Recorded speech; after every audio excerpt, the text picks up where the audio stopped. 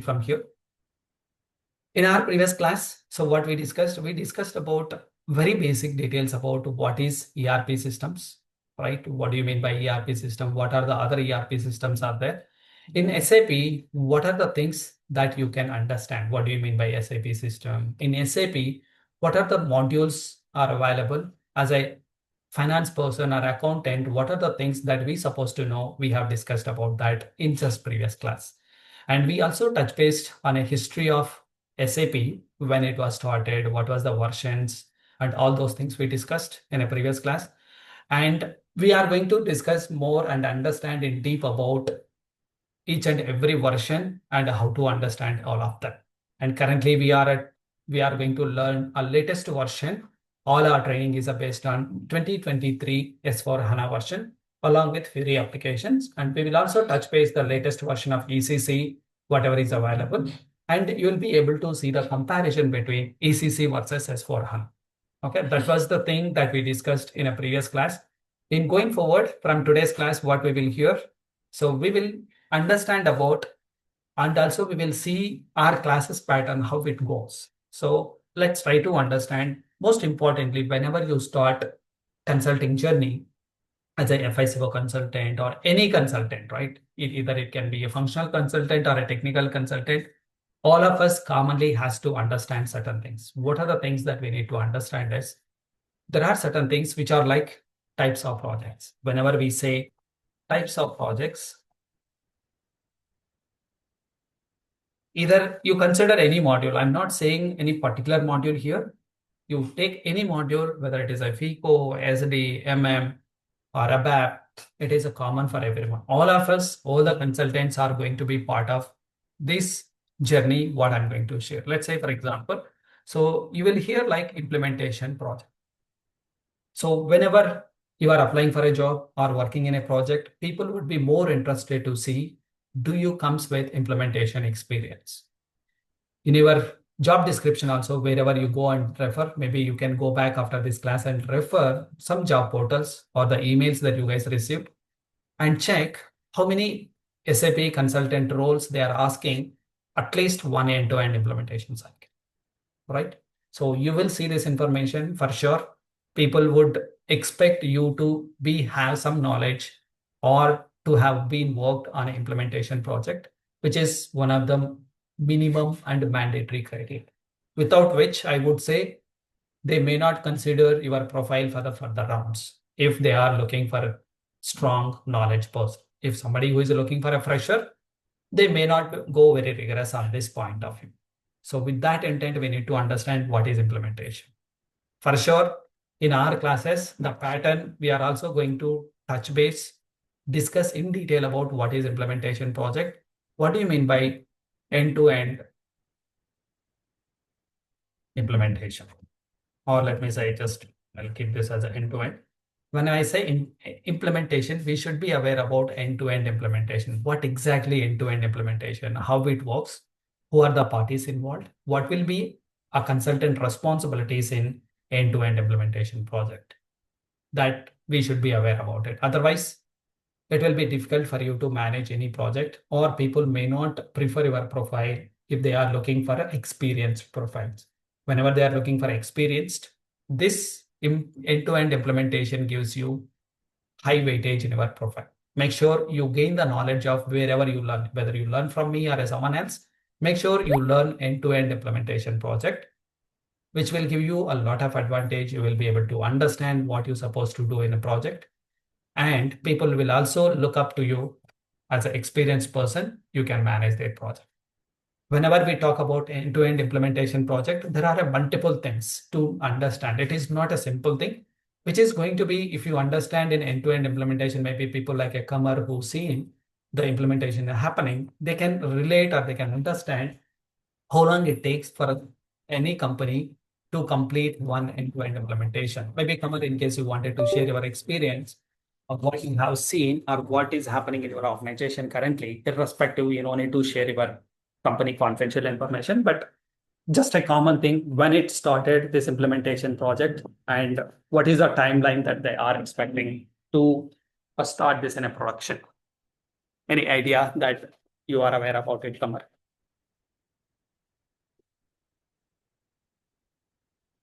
your current implementation project that you referred. Do you have any idea about the timelines?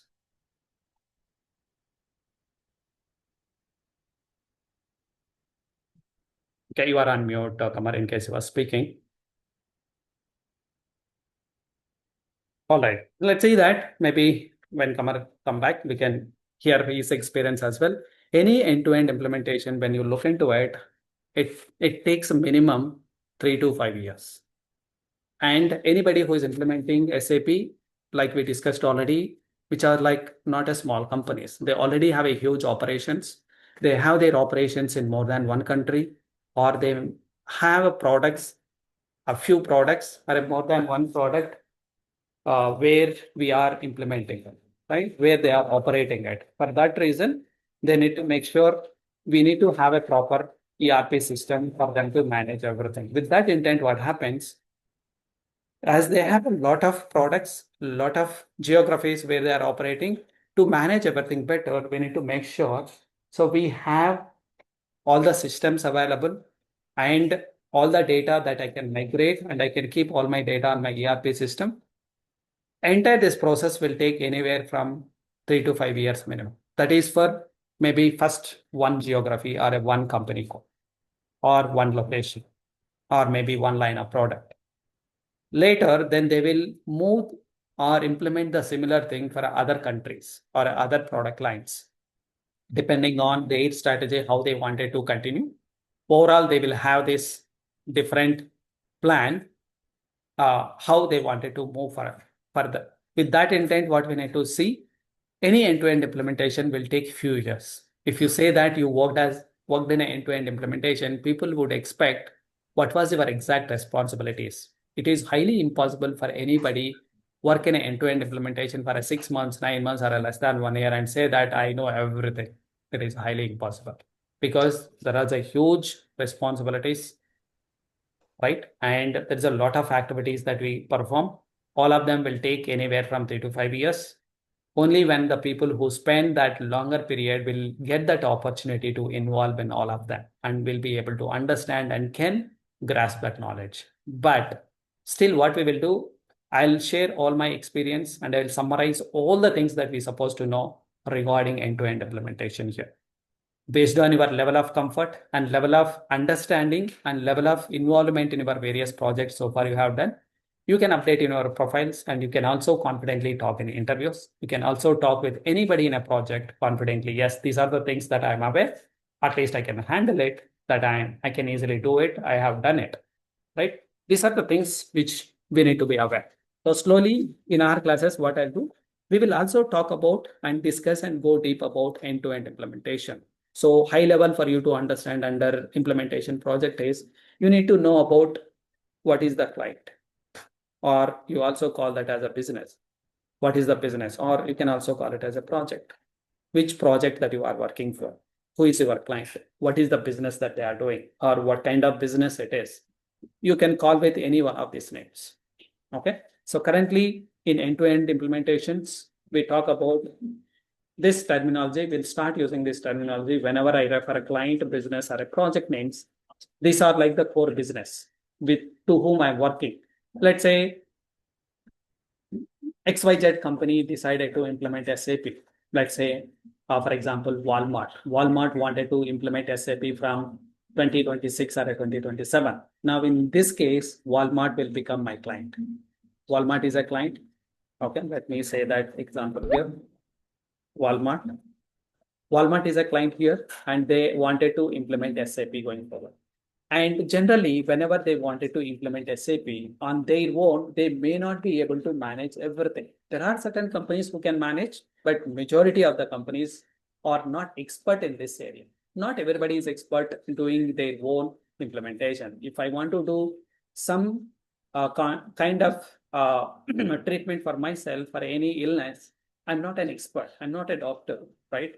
What I need to do is I need to depend on experts who is a doctor, or I need to consult a hospital, or I need to talk to expert doctor to treat particular thing, whatever I need. Whenever I need some tax related matters, if I'm not an expert in the tax related matters, what I need to do, I go and talk to a tax consultant or a chartered accountant or CPA. Depending on the country, we call it as a CA, CPA. You need to talk to CA or a CPA to get any advice. They are expert people. You can't take own decision because you are not expert in that area. So in that case, you are a client for them. You are giving a business to them. So we call it as a client, right? Or that can be a project for other person. This is the project that I'm working. We'll go deep about it later. But high level, let's try to understand the parties involved in end-to-end implementation. One is client we need to understand.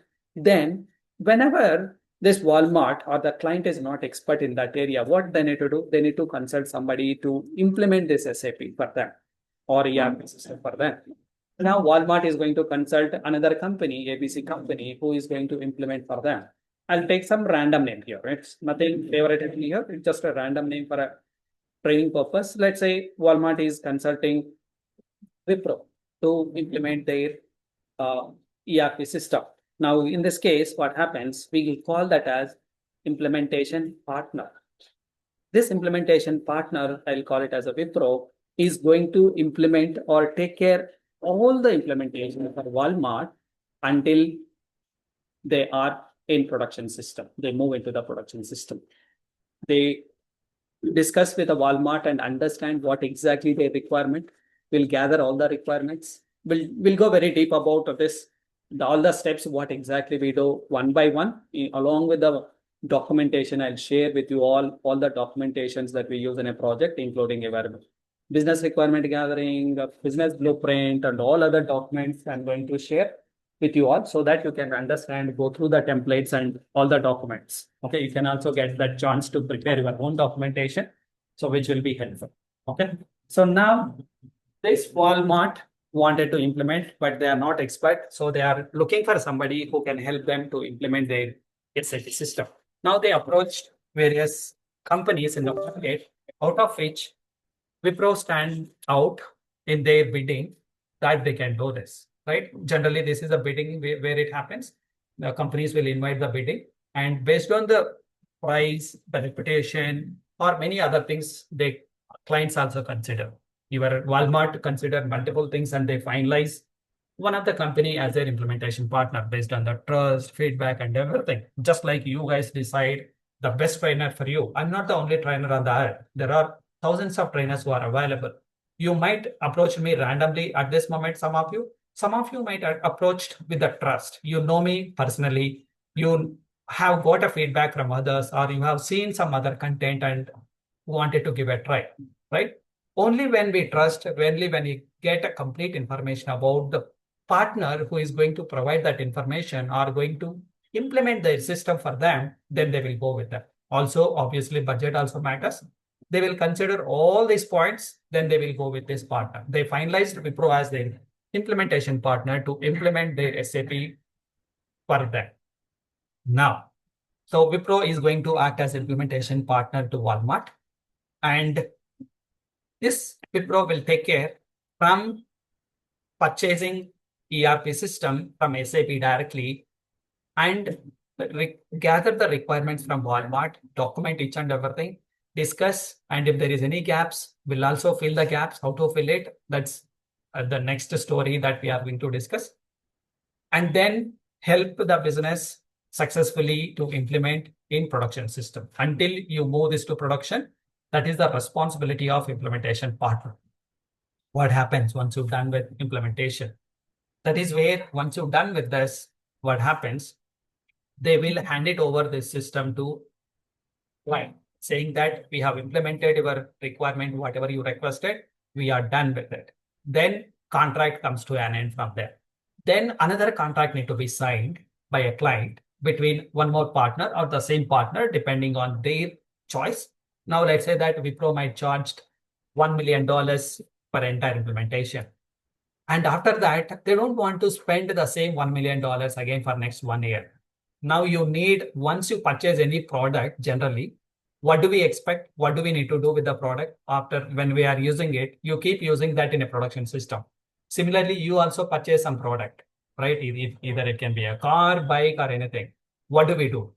You after using for 6 months or 1 year. So do we need any help from somebody, or can I manage everything on my? whenever I face any issues with my product. Should we expect any help from someone? Consider a simple example of your car or a bike. What do you do? Maybe the first time whenever you buy a new car or a bike. So what do we do after 3 months or after 1,000 or 2,000 kilometers? Anyone who drive a car or purchase the cars? I'll go with for service center to We get need it to go to serviced. service center. We need to get it serviced. Can I do that service on my own regularly? Can we do that on our own? I mean to say, I purchased a car, a new car, brand new car. Without going to service center, can I do all the service on my own? When I am not an expert, I cannot do on my own. Good word that you used. When I'm not an expert, underline that word. When I'm not expert, I will not even take a chance of it. Correct? When I'm not an expert, when I try to do it, blunders can happen. That blunder can lead to damages, right? That damage in a business is called a business disruption. Business disruption, nobody would want to take a chance or a risk, right? If I want to use this implemented SAP system in upcoming days or going forward in my future, right? Ongoing, I need somebody who can support me. Now I need to find somebody, authorized people or expert people who can take care of my product. Now, just like what we take for a servicing our vehicles or any product that we service regularly, to make it better, what I need to make sure is I need to service it on a periodic basis. Now, for a SAP also, same thing happens. Once you implement, doesn't mean that you can enjoy the product. You will face issues. That's a genuine issues where you need somebody who can look into the problem and solve it. Who can solve this? How to solve it? That's what we need to understand. In the next phase of this implementation is you call it as support. Once it is implemented, you need somebody who can support your project that is ongoing, which you will also call it as AMC projects. Okay. This AMC projects will be there forever until the company is using that particular ERP system. Now, Walmart decided to use SAP from 2026 January, and they will use forever, most probably, right? Until they decide, I don't want to use SAP, I wanted to switch. Until then, they need a support. If there is no choice, I'll skip this year, like what way I skip one service and I do next service, that doesn't happen. You need to go with one support partner. You call it as a support partner here, like a implementation partner. You call that as support partner. You go with support partners who will provide you that support in your continuously. What exactly happens in support projects? Whenever your business users are using it, they might face some errors. On their own, they cannot fix it because they are not expert. They need somebody's help. Now they will look for experienced people like the support partner. In this case, the support partner can be Wipro if their budget meets. If Wipro is quoting more for this support, they may go with some other company, right? Maybe let's say TCS. TCS is quoting a little less compared to Wipro, then they might go with our TCS. I'm not favoritism here again. Like I mentioned, these are like a random names that I'm picking, but there are companies, Wipro, TCS, both are like implementation partner and support partners as well, right? Depending on your budget and everything, client will choose whom to go with. Here, all I need to understand is support partner may or may not be the same company who implemented. That's all you need to know. And depending on the budget and who quotes how much, the biddings they consider and see who can do the best. Now there will be another company who will be assigned or whom the client will approach to implement their SAP system.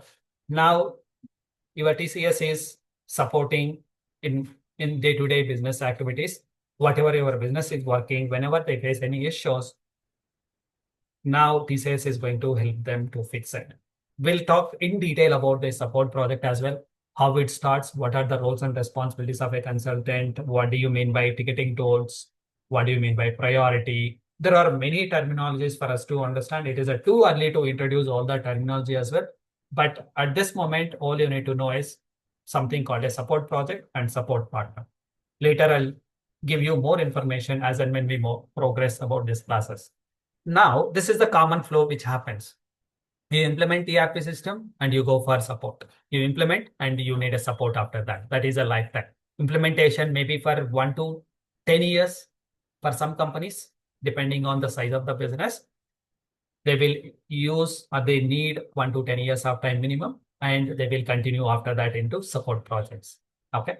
So after that, what you need to do, let's say you completed implementing for one particular country or one particular product for a line of business. Now you need to implement a similar thing for another country of your own business. You have a business in 10 different countries, you want to implement it. Now you need to extend the same thing or a similar setup with slight changes. You have a country to country specific legal and other compliance requirements. You to meet legal and other regulations, you need to modify certain things. For that, what you need to do, you need to implement country specific things. For that reason, but the remaining basic things will remain as it is. That will not change. Only thing is specific to the respective country. We need to make a small changes. These things we'll call it as a rollout. In a rollout project, what we will do, we will try to extend the similar settings or the configuration that I have done for the previous company code to other company codes as well. We'll understand in detail how to do this rollout. I'll also show you practically how to roll out from one company code to other company code. What are the things that you need to understand while doing the rollout? What are the things can be easily extended? What are the things cannot be extended? Whatever cannot be extended, how do I'm going to handle it? All those things we'll understand in detail whenever we touch base on rollout project. Okay. The next type of project that we need to aware about it, migration project. So we'll talk about in detail about migration projects as well. Generally, the migration projects is all about migrating from non-SAP to SAP. Whenever the companies are already using non-SAP system, all the setup has been done. We just need to migrate now. During that phase, what are the things are involved as a consultant? What are the things that we are going to handle? We'll discuss all of them in detail whenever we touch base on migration projects. And there are a lot of tools that we use for a migration, including your LSMW, migration cockpit. This terminology might look very new for most of you. Those who are working as a consultant or been working as a super user, you might already heard about it. There is something called LSMW, migration cockpit, DMC templates. There are a lot many things comes into picture. I'll show you each and every one of them in detail, and you will also get that opportunity to practice on your own how to work with LSMW, how to work with migration cockpit, how to prepare your DMC templates, which is a very much important for you. If you know them, there are many projects happening as a migration projects alone. You will be able to still get a lot of opportunities in migration projects too. Okay. So we'll talk about that also in upcoming sessions, like I mentioned. And the next thing you need to understand is the testing projects. What is testing project? Whether you are doing implementation project or rollout project or a migration project, for all of them, including your support also, testing is one of the core things. Without testing a product, we will not give that to our customer to use directly. For that, what we will do, we have to have product tested rigorously and make sure it is good to use in production or good to use. Let's say the product that I'm buying, if it is not tested by a company, if I wanted to know, how would I know whether it is a good to use or not, right? If my company or the person who providing this product, if they haven't tested thoroughly, there might be some impacts. We don't know, right? For that reason, we need to know how to perform testing in SAP products. Whenever I'm implementing SAP, so what are the things that I need to be aware, right? So you need to see exactly how to perform testing, what exactly we do the testing, what are the things involved in testing. So there is a lot of testing projects also. Wherever there is implementation, the testing is a mandatory. There will be a dedicated testing team also, depending on project size. Majoritarily, there will be a dedicated testing team. Testing team from each module, from FI, SD, MM, at least one or two people from each module is required to test all the implementation that we are doing, including your implementation project, rollout project, and a migration projects. So you need to make sure you need to test it. We'll talk about this testing strategies, testing methodologies, test various terminologies that we use in testing projects. I'll also explain all of them. I'll also provide you a lot of templates what we use in real-time projects for a testing related. Okay, we'll see all of them later. Now, with that, in our class patterns also goes in a similar style. We'll start with end-to-end implementation project. We'll go one project end-to-end. Once we implement this end-to-end for one of our client, at this moment, we have taken some hypothetical names, but later we'll take our one of the client names and implementation partner names. We'll assume with that and we'll continue. And once I'm done with end-to-end implementation, you will understand the majority of the points. I would say once you're done with end-to-end implementation classes, that will give you more confidence. You can easily manage the project. You can easily crack the interviews also. You don't need to depend on somebody who can help you to support in your interview, or you don't need to depend for any process, which is a waste of time. Okay. You will be in a position to help many candidates to prepare for their interviews, and you will be in a position to crack your own interview, and you can manage your project also. That's the confidence that you can get by end of this end-to-end implementation alone, because one end-to-end implementation for us to cover, it takes a lot of time and a lot of information that we are going to share. Once you know end-to-end implementation, all other projects will not take much time for you to understand, which will be very quick because we already covered majority of all the basic terminologies and also the activities that we perform in a projects very easily. Then we'll jump into the support projects, how support projects work, what are the things that you're supposed to know in a support projects. We'll touch base on that, which will help you to understand. Then we'll also touch base on a rollout projects. We'll touch base on a migration projects. We'll rigorously look into testing projects as well, which will, by end of all these projects, which will give you a more confidence what you're supposed to know as a consultant. If somebody who is working as a consultant, let's say somebody who is working in a support projects and they are planning to switch to other company.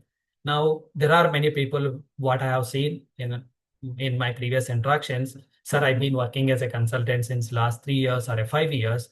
I'm trying to give an interview, but I don't know where I'm missing. I'm lacking something. I'm unable to crack the interview. I'm not able to meet the panel expectations. Why it is happening? When I talk to them, I understand their gaps. I understood all these gaps from the people who are working as a consultant and trying for interviews. And in my projects also, the people whom I have seen as my fellow consultants or a junior consultants or the teammates, whenever I see their performance, I understand a lot of gaps. With keeping all that in mind, I have designed all this such a way that you will not struggle whenever you join in any project. Trust me, once we're done with all this, you will gain that confidence. That's the main purpose we are going to discuss all this in our trainings. For us to cover all this, like I mentioned already, which need at least 3 to 4 months of time, particularly though it is a weekend, you no need to worry. Still, it is a weekend. I'm going to spend extended hours for us to cover that. Extended hours in the sense like minimum 2.5 to 3 hours is a minimum that I'm going to spend from today onwards. Those who are prepared for it, please make up your time and plan it accordingly. Only then you will be able to cover during the weekend. So otherwise, it will become difficult if I cover just for 1 hour every weekend. Hardly you can cover 2 hours per entire week, which is not going to move our journey faster. If I want to move little faster, you need to spend little aggressive hours, right? With that intent, I have also planned a course such a way that I'll make sure you will not get bored, you will not get lost in the discussion that we are doing it. If required, we will also take a short breaks in between the entire class so that we can come back with the same energy and we'll continue with the rest of the class. Okay. So once we're done with this projects, so what else we can expect it? Like I already told in the first class, you can also expect the overall support that you need to become a consultant. You might also heard about in my previous conversations that I shared through WhatsApp or whatever. Once we're done with the training, you also need, some of you might also need with the help of resume preparation and also mock interviews. All these things I'll provide until you become confident consultant. You don't need to worry on that. For resume preparation, I'll review your resume and make it market ready. And I'll also take a mock interviews and will give you the feedback. What are the things that you are good at? What are the things that you are lacking? those you need to improve yourself before you give a next interview. That feedback you get on a one-on-one mock interviews I'll take it without any additional charges. Everything is covered in our the same course fee. Okay. And after that, what you need to aware once you done with your resume preparation, mock interviews, and everything, obviously you will also need a people for a continuous learning where you can interact with the other fellow consultants and talk to them and understand what is changing in the world. Maybe SAP is coming with a lot of versions every time. They upgrade their software each and every time. Now we will also see the versions of SAP in S/4HANA, how it is changing. So version to version, what are the changes are happening? We'll discuss about that.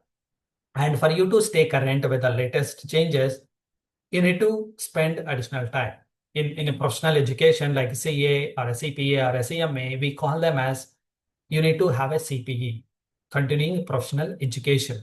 Here also, I would recommend you to spend some CPE hours with your fellow consultants or friends, whoever is preparing or working as a consultant, which will help you to stay current with the relevant technologies, whatever SAP is coming with. Now, currently, they are thinking about Joule, one of their AI tool to implement. How is this going to impact? You don't need to worry about it. You don't need to scare about it, right? We just need to be aware what exactly they are bringing the changes. Based on that, you upgrade yourself. Spend CPE hours with however possible. For that, what I'm doing it, I am creating an environment or I'm providing that network opportunity for you all so that we will share that CPE sessions for free so that you can also share your knowledge. I will also share my knowledge. I will also invite industry experts into those forums and the certified consultants. You will see different people in those sessions, CPE sessions, for you to get the relevant and up-to-date knowledge about what is happening, which is very much important. Otherwise, we will become uh, obsolete in this world without having updated knowledge. Okay, that's what another support that you can expect, where I'll give you that opportunity for you to be part of this network. Okay, I'll share all the network related communication later so that you can be part of that. Okay, next thing, what you can expect is the whatever you need to lead in a project, you no need to go for a separate project training again. In our training, like I mentioned, in these projects, when I cover, it will cover by default everything. You no need to need a separate training. Okay. Here, to be clear, we'll focus more on FI portion. Somebody who is looking for a dedicated CO, this training may not be sufficient because we'll focus more on FI. Alone FI itself need a 3 to 4 months of time, which is like approx 100 plus hours.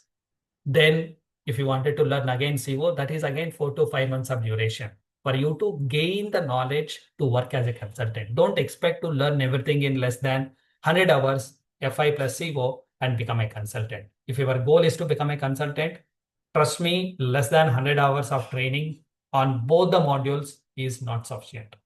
Okay, we need to understand the fact, we need to respect that and go with that. Somebody might have a wrong expectation, or somebody might have given you that we are giving a training on a both in less than 100 hours. Think about it, how much we can cover in 100 hours, how much you can also practice.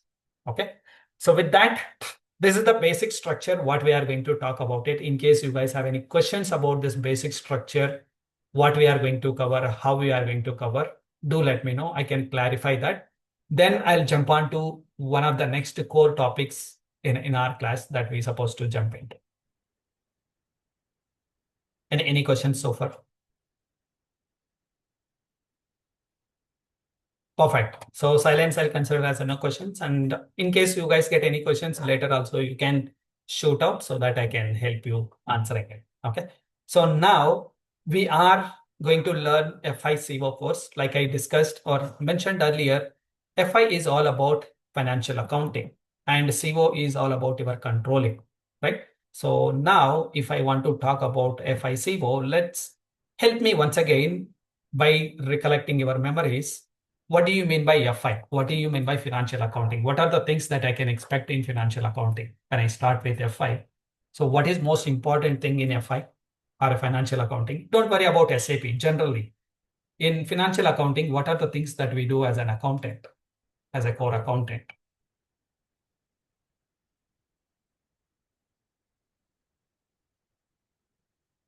Most of you comes with finance and accounting experience, I believe. So what exactly we do in finance and accounting, or what is the ultimate goal of financial accounting? I think we touched base last time as well. Maybe I can see some chart coming in. Okay, posting JV. Okay, what else apart from posting JVs? Yes, obviously we do the posting general vouchers or JVs, general entries. That leads to what? Posting of journal entry, how does that helps to the business? Think about any business that you are working or supporting client. How does that journal entries will help them? What is the next goal after writing a journal entry? Prepare final reports. Very good. I need some more refined terminology for that. If somebody can help me with that. What is final report? Yes, of course, it's a final report. I agree. Let's go with more of like accurate terminologies that we're supposed to know. Financial statement version. You mean Divya? Might be. Yeah. Financial statement version, which is a more technical terminology rather than technical.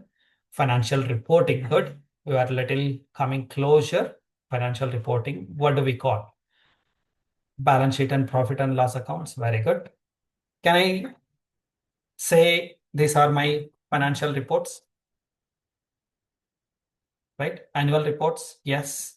Financial reports are annual reports. So annual reports are maybe periodically also we prepare, either it can be monthly, quarterly, or whatever. Financial reports are financial statements, the right term, perfect Vijay. So I see that. Maybe Vijay, you can drop your charts, change your settings to everyone instead of only, what do you say? I don't know what is the option that you can see. So maybe you can make it everyone while you are sending so that others also can see your comments. Perfect. So we call them as the financial statements. Whenever we talk about financial statements, let me rename this.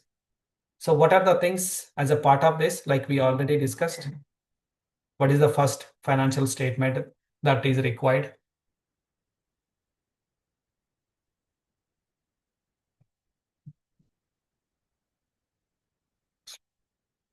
Under financial statements, what are the reports that we prepare? If I want to publish my financial statements, balance sheet, P&L, TB. So let's start with TB, for example. TB is one of the mandatory thing. You need to start with TB. Only then you will be able to prepare. Based on that, you can prepare your P&L, or you can also call this as income statement. Some companies or some countries or some clients, they call it as an income statement, will also famously known as profit and loss account. Both are same, nothing different here. Just a name differs, but same thing. Yes, your balance sheet. Yes, cash flow and funds flow statement, right? So these are the major statements that we need to prepare. Now today, what I'll focus on this is I'll make you understand without any SAP. We no need to touch on SAP now. Like I mentioned earlier, whether you are a working consultant, you comes with more than a decade of experience in finance and accounting. We need to touch base this once again because for a SAP FICO, the core business accounting is the base. SAP is there to manage our core accounting, not other way around, right? So for that reason, we need to understand what exactly happens in a business. Today, we'll focus more on the business activities, what exactly we do in a business. Now, for me to perform all this, maybe let's step back and try to understand one more time how exactly I need to look into it, what exactly I supposed to know. Now, there is something called accounting cycle. How many of you heard about accounting cycle earlier? Accounting cycle.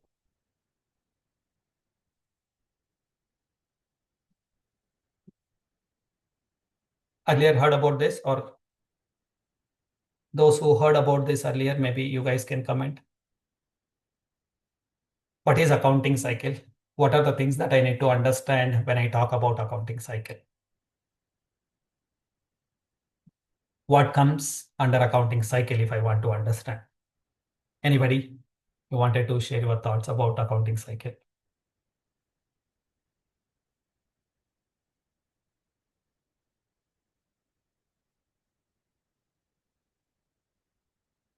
No one?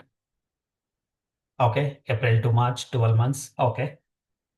This is the one side of it. Yes, this is also perfect. And we need to know a little more different point of view as well. Apart from the calendar, I'm more interested in other side of it. If I want to prepare all these financial statements, what is the cycle of it? How does it start? Perfect. I see Arvind is commenting, identify transactions. Perfect. So let's try to go in the similar flow, like what Arvind is saying. So identifying transactions, what else?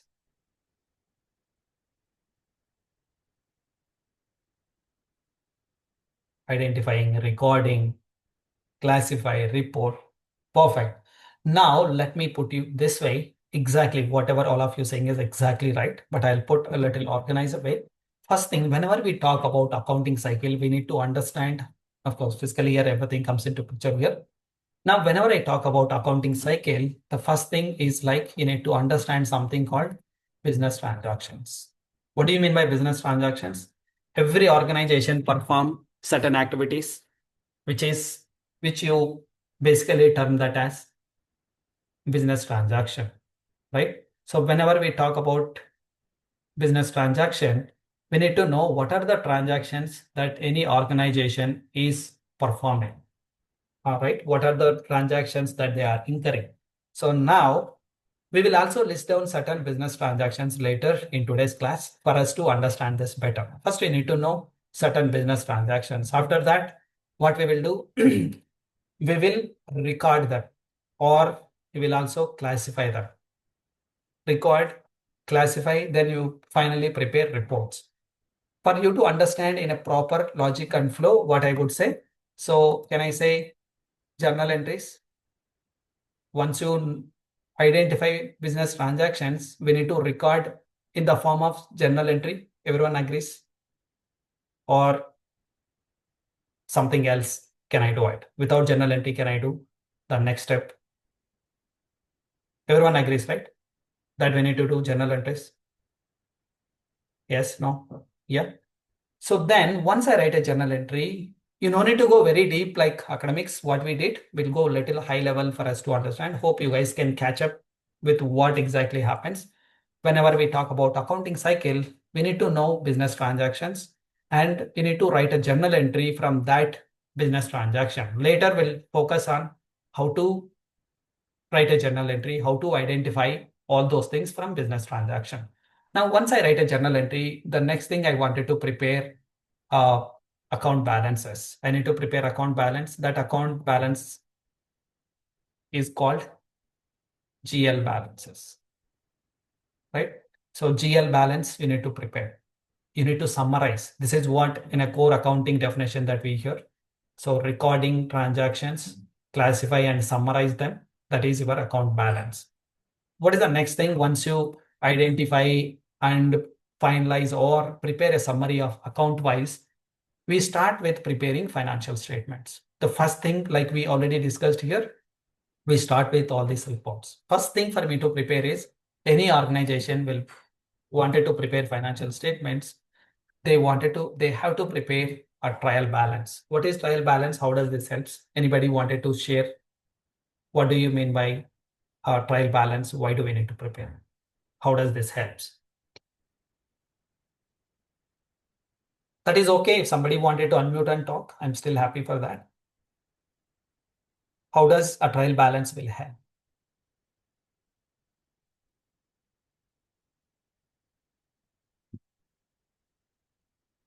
Once we prepare account balances, yearly ledger closing balances. Yes, these are the closing balances from all your ledgers, right?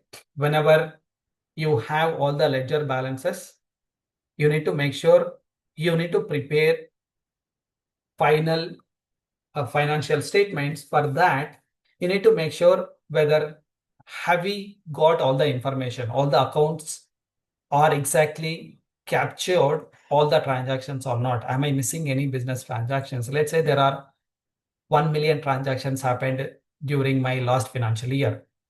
Does all the 1,000 transactions has been recorded or not into all the ledgers correctly or not? So we will also check the accuracy of the transactions that we recorded. It's a kind of test that I perform. Prepare a trial balance and you can test accuracy of your overall transactions that you posted. All these business transactions, how did you prepare a journal entries? This GL balances, whatever we prepared, the final, this trial balance will tell you how accurately we prepared.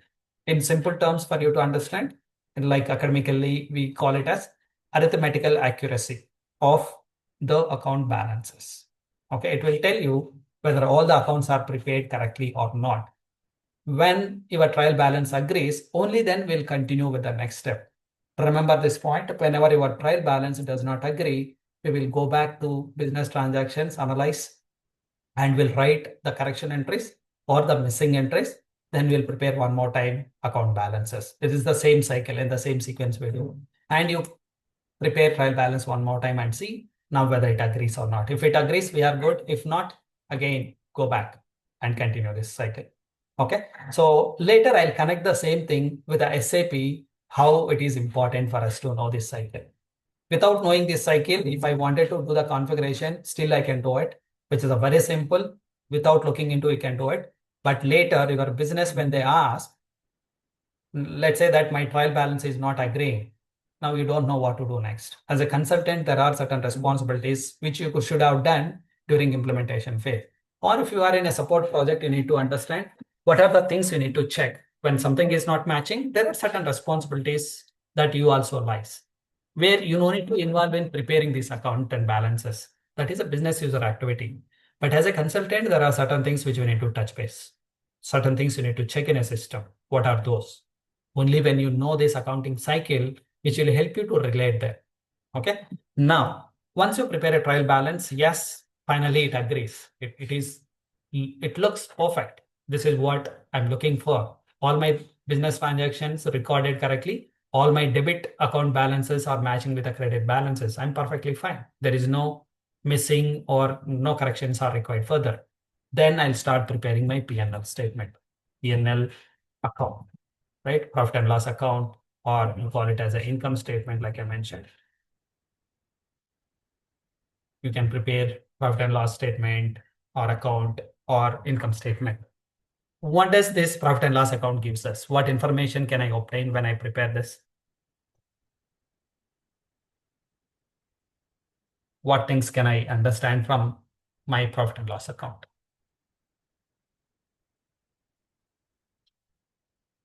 That's okay if you guys wanted to unmute rather than typing and wait for it. What is the crucial information that I can obtain from my profit and loss account?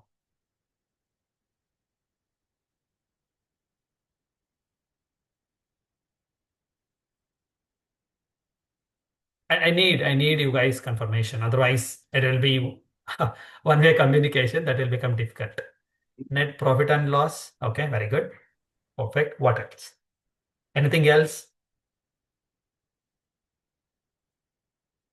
Of course, that's the main goal for us to prepare a profit and loss accounts or the income statement, just to know whether the business is making profits or losses.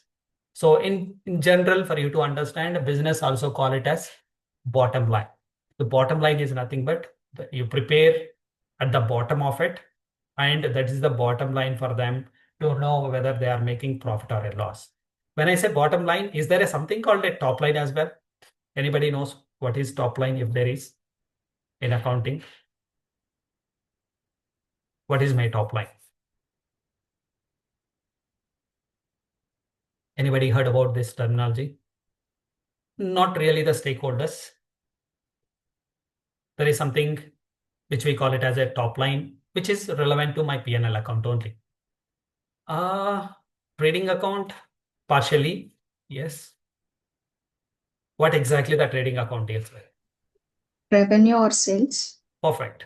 That's what we call it as a top line. Revenue or a sales is called a top line. Whenever we talk about profit and loss account or income statement, as a consultant, still you need to be aware about various terminologies. That's the reason I'm introducing it now. So your business may tell you in a workshops, my top line is not matching. My top line is not happening the right way in the account flow, whatever you have configured. My bottom line is looks okay, but top line is not. What do you mean by top line, bottom line? I have not drawn any lines. Where is the line? Right? There is not a line. It is the terminology that we should be comfortable with. Okay, top line is all about the start with your profit and loss account always starts with sales or revenue information. That is your top line. We always reach to the bottom with, or we end with, and the bottom as net profit or a loss. That's the reason we call them as top line and bottom line. Right? A simple terminologies. Okay. That's all about your profit and loss account to know. We will see how to prepare profit and loss account as well with certain business transactions. Now, you need to prepare balance sheet as well, right? So what is the main purpose of balance sheet again?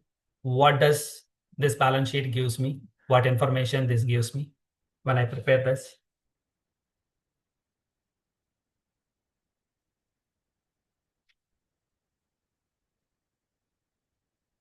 What is balance sheet overall?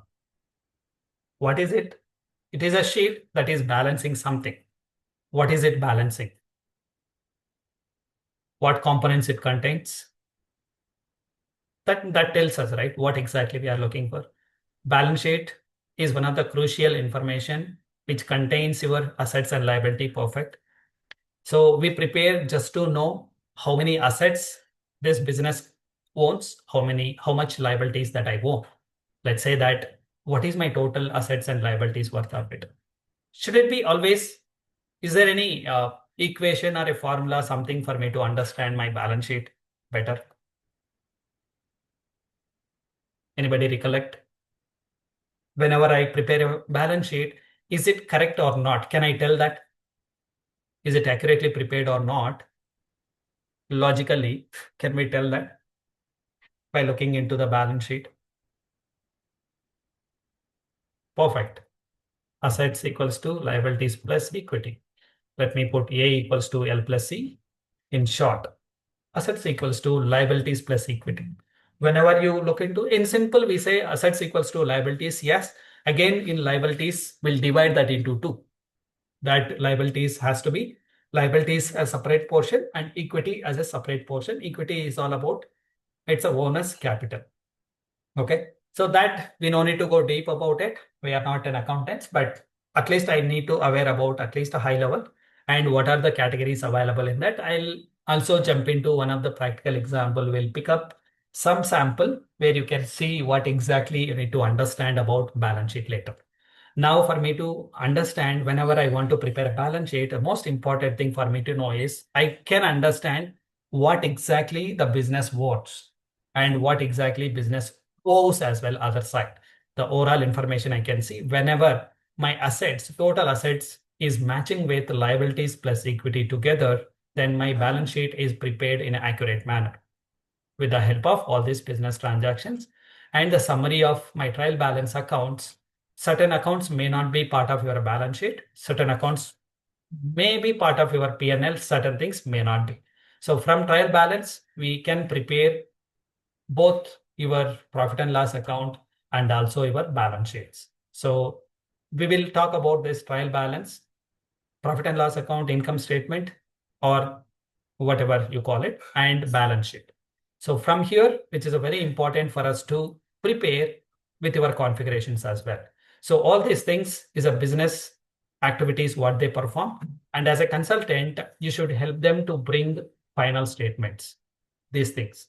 Now, doesn't mean that I need to directly jump into the trial balance. You need to understand what do you mean by journal entry, how to write a journal entry also.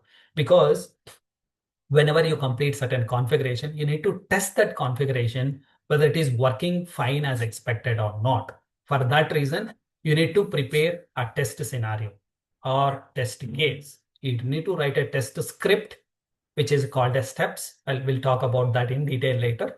So you need to prepare a test case and test this scenario and post journal entry and see whether it is happening correctly or not. Then you also need to test account balances, whether it is giving or not correctly as expected. And later you prepare trial balance, profit and loss account, balance sheet, and confirm to your business, yes, I did a configuration, I tested with sample of few transactions, it is working fine. How will you confirm? You should know what is trial balance, what are you expecting. If you don't know, nobody will pitch in and tell you. what you're supposed to check, what you're supposed to expect. As a consultant, it's not about you are an IT person. You might be working in an IT company in a backend as a IT roles, but still it is important for us to know you understand the core concept of what is accounting. Those who are comfortable so far and understand what do you mean by accounting, what do you mean by all this trial balance, how to prepare a profit and loss account and balance sheet, SAP is nothing for you. You can learn just like that because it's all about making certain configuration changes. We'll understand all that. Whenever you know your core accounting or a core concept of it, you can easily play with ERP system. ERP is like an application, just an application, right? You have a lot of applications in your mobile. Did you guys got a KT on how to use WhatsApp, how to use Insta, how to use a Facebook app? How many of you got perfect KT from somebody like your senior parents or a friends to use how to use a mobile? Does any of us got proper KT, how to use any application? No, right? We are comfortable now. You tell the name, or you, while you are driving or going in a bus or somewhere, you read something about some product. You directly jump in and you try to download relevant application, whatever is required, maybe Amazon, Myntra, whatever. You will be able to explore and order that product. Now we know that how to do that. What is cart, how to add, how to make a payment, all this just a business. In a backend, it's a business who is doing that business. You are a user who is logging in and trying to do all this activity. The same mindset, if you develop here and apply the same thing, try to connect with the practical things, it is nothing. Okay. For that, you need to understand all these core concepts. For that, what I'll do is in today's class, I'm going to bring a real-time scenarios or example so that all of you feel more comfortable. Maybe I'll list it down certain transactions, the business transactions. Maybe I will allow a few minutes for you to think about it. Then we'll continue with the how to take this business transactions up to balance sheet. Today, that's my focus. With all your support, I need you guys to be more interactive in the next remaining the class to finish my balance sheet preparation. If we are able to prepare a balance sheet successfully with the matching of assets equals to liabilities plus equity, then we can end today's session. I want everybody's participation to complete. Let's help from your side. What are the things that we do in a business generally? Think about it. I at KNR Ignite Solutions started a business or wanted to start. KNR Ignite Solutions has started a business. Okay. Whenever KNR Ignite Solutions or any other company for that matter starts a business, what are the things that you can expect? How do you start? What are the things that we need to understand? There are certain business transactions that are incurring. Now I need to know what are the business transactions that I'm doing it. Maybe help me understand what transaction generally can happen in any business. Whenever we start business, let's say we just started this business. What are the transactions will happen? What do we need to start a business? Share capital. Yes, share capital we need. Okay. What else we need?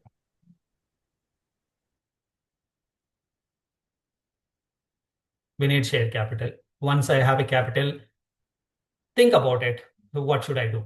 I have a capital. I keep capital is nothing but a money. If I keep my money in my pocket or a bank account, will that help? Will that take care on its own? Or what will be the next activity or a step that I need to think about it? Whenever I have a cash with me, or I received this capital, or it's my own capital, for example, or I'm self-funding, or one of my friend helped with a 50% of it. If I keep capital in my office or not even office, for example, it's just a name that I have so far and I have a capital gathered. Purchase a raw material, You need a raw material. Okay, good. What else? machinery, Machineries. If there is any typos, just ignore. Don't worry here and there.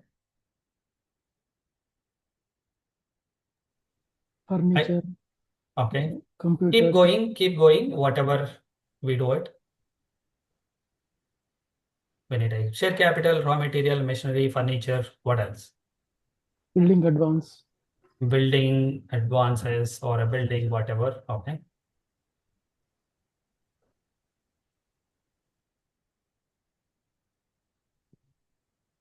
So for if I look into this, it's a kind of inputs. Let's consider I got all the inputs that are required for me to run a business. Once I have all these inputs, what next?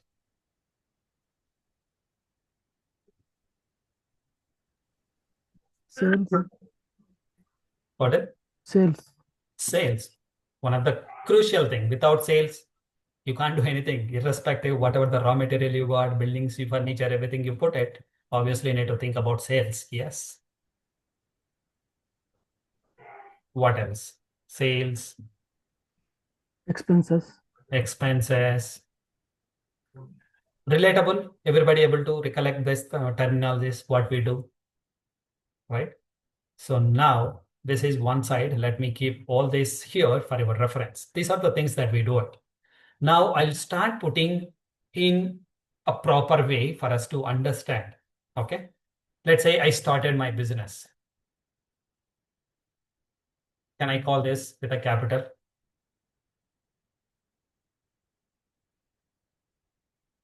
Let's say I'm using INR currency at this moment, rupees. In INR, in India, we call it as a rupees, right? So hope everybody will be able to comfortable with the currency at this moment. So wherever I say money, at this moment, by default, consider this as a rupees. Let's say 1 lakh rupees, or you call this as a 100,000. Okay, this is 1 lakh rupees.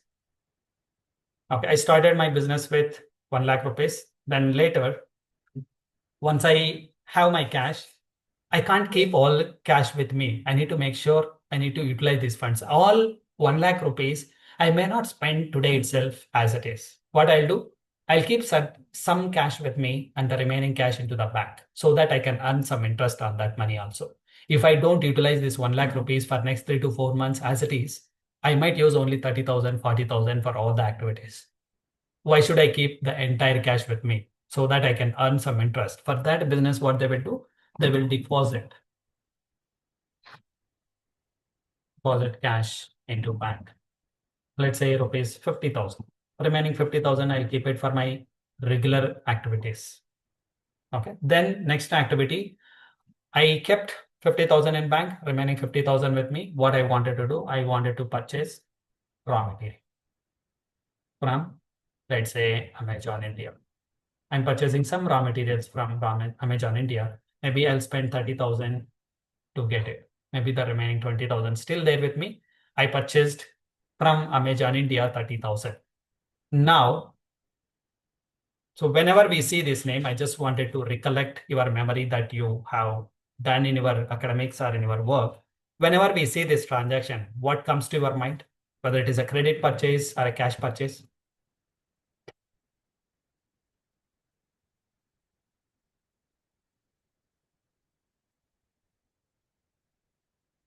Whenever we look into this purchase raw material from Amazon India for 30,000 rupees, what comes to your mind? Is it a cash purchase or credit purchase? It's a credit. Generally, it's a credit purchase whenever you see the party names. Okay. Otherwise, we don't need that. Otherwise, it will be clearly specified it is cash purchase. Okay. I always keep that in mind. It is a credit purchase. We are going to deal with both credit and also cash purchases so that you understand how to write a journal entry. If it is a cash, how to write. If it is credit, how to write. Okay. So, okay, I'll purchase one more from other party. Let's say purchase of inventory. Okay. Rupees 10,000. Okay. I purchased for 10,000. I'm not saying any party name here. I purchased inventory of 10,000 for 10,000. Okay. So it is like 10,000 rupees, which is in a cash. Now I did one credit purchase and also one cash purchase. Now let's say that I'll also continue. I made some purchases and I wanted to make some sales also so that I can make some money. What I did, cash sales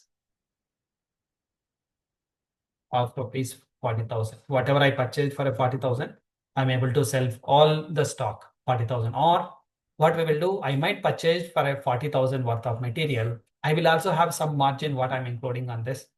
I sold only, let's say, 20,000 of goods, 20,000 worth of goods that I purchased. By adding 20,000 as a margin, Total 40,000 is what I sold. I still have another 20,000 raw material for me.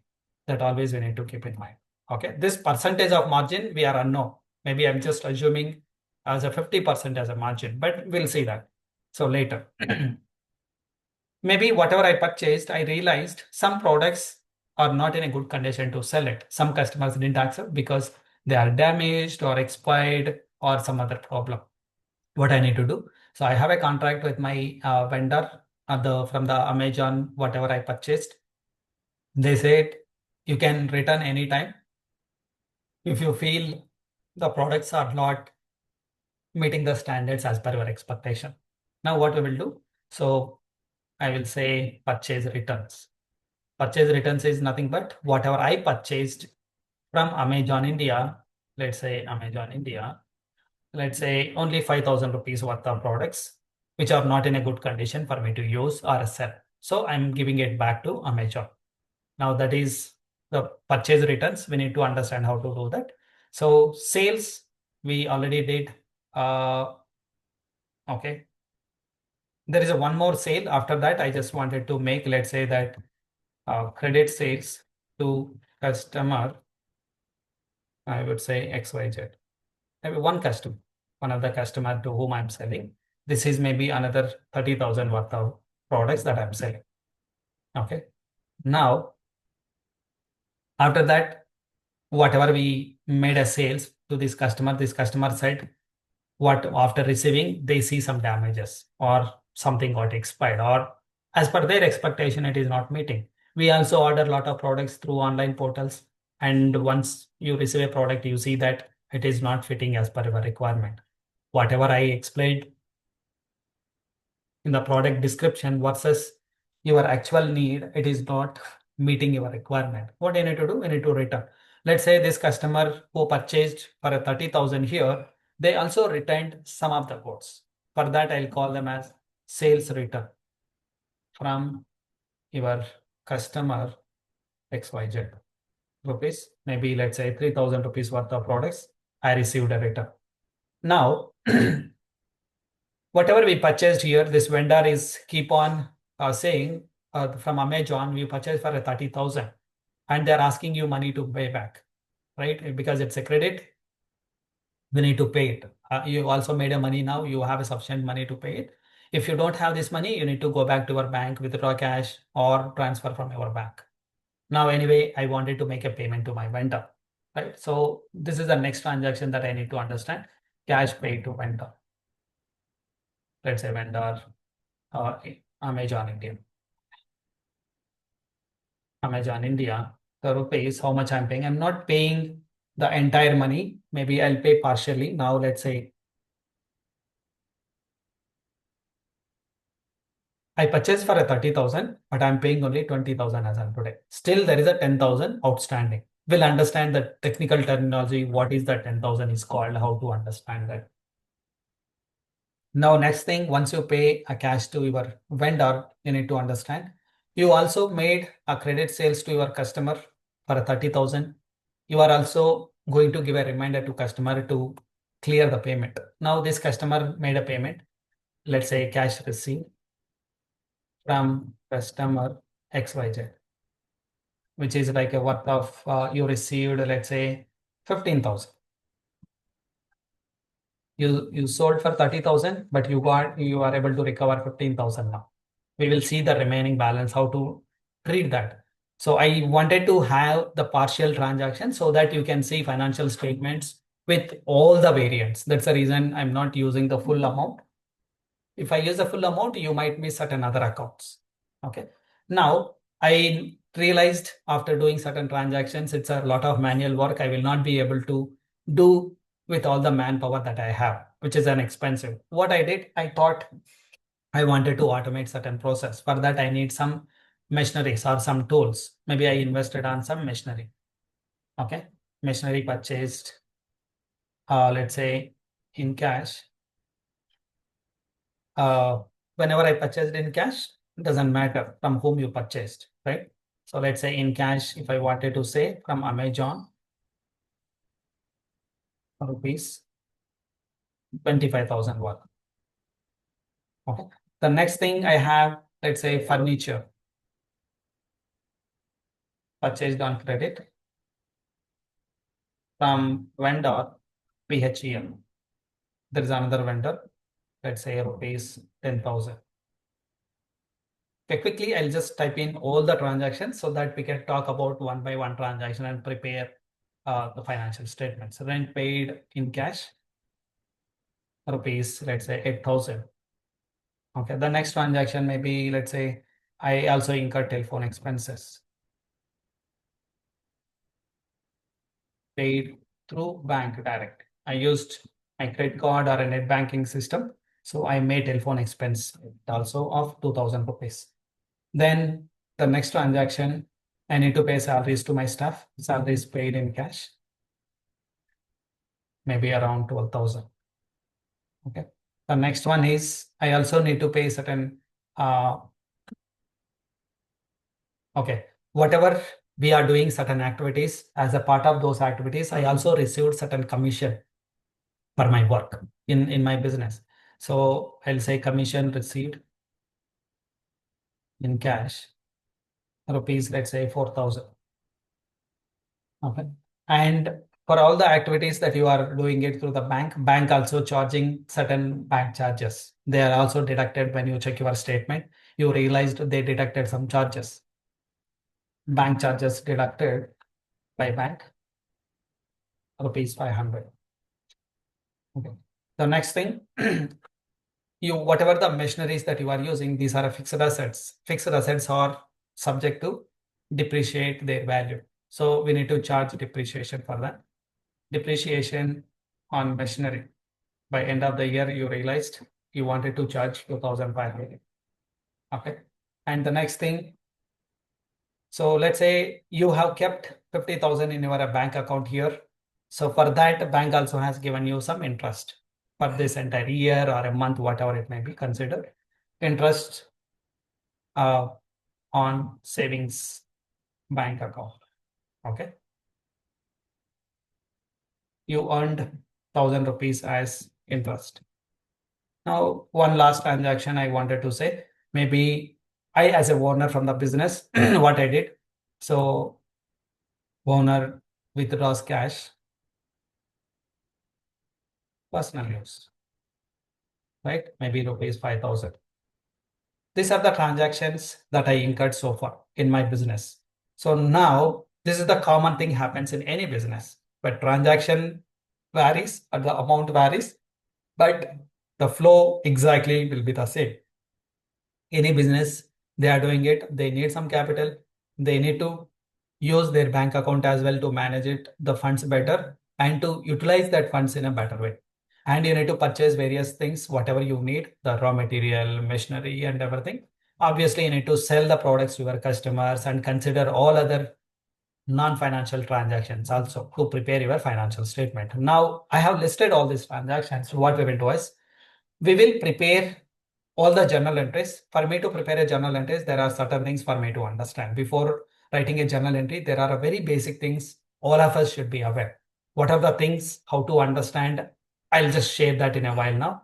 So with the interest of time, like I mentioned, we will go a little longer here for us to catch up with the speed and also much needed energy. Let's take a quick break so that we'll come back and we'll continue after that.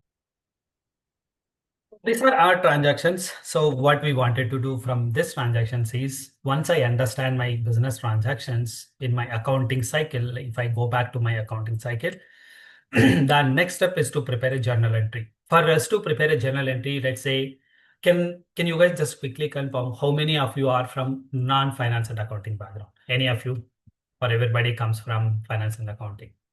If anybody here from non-finance and accounting, either academically or working experience, let me know so that I can change my pattern of explanation because there is a crucial topic here to understand depending on the participants.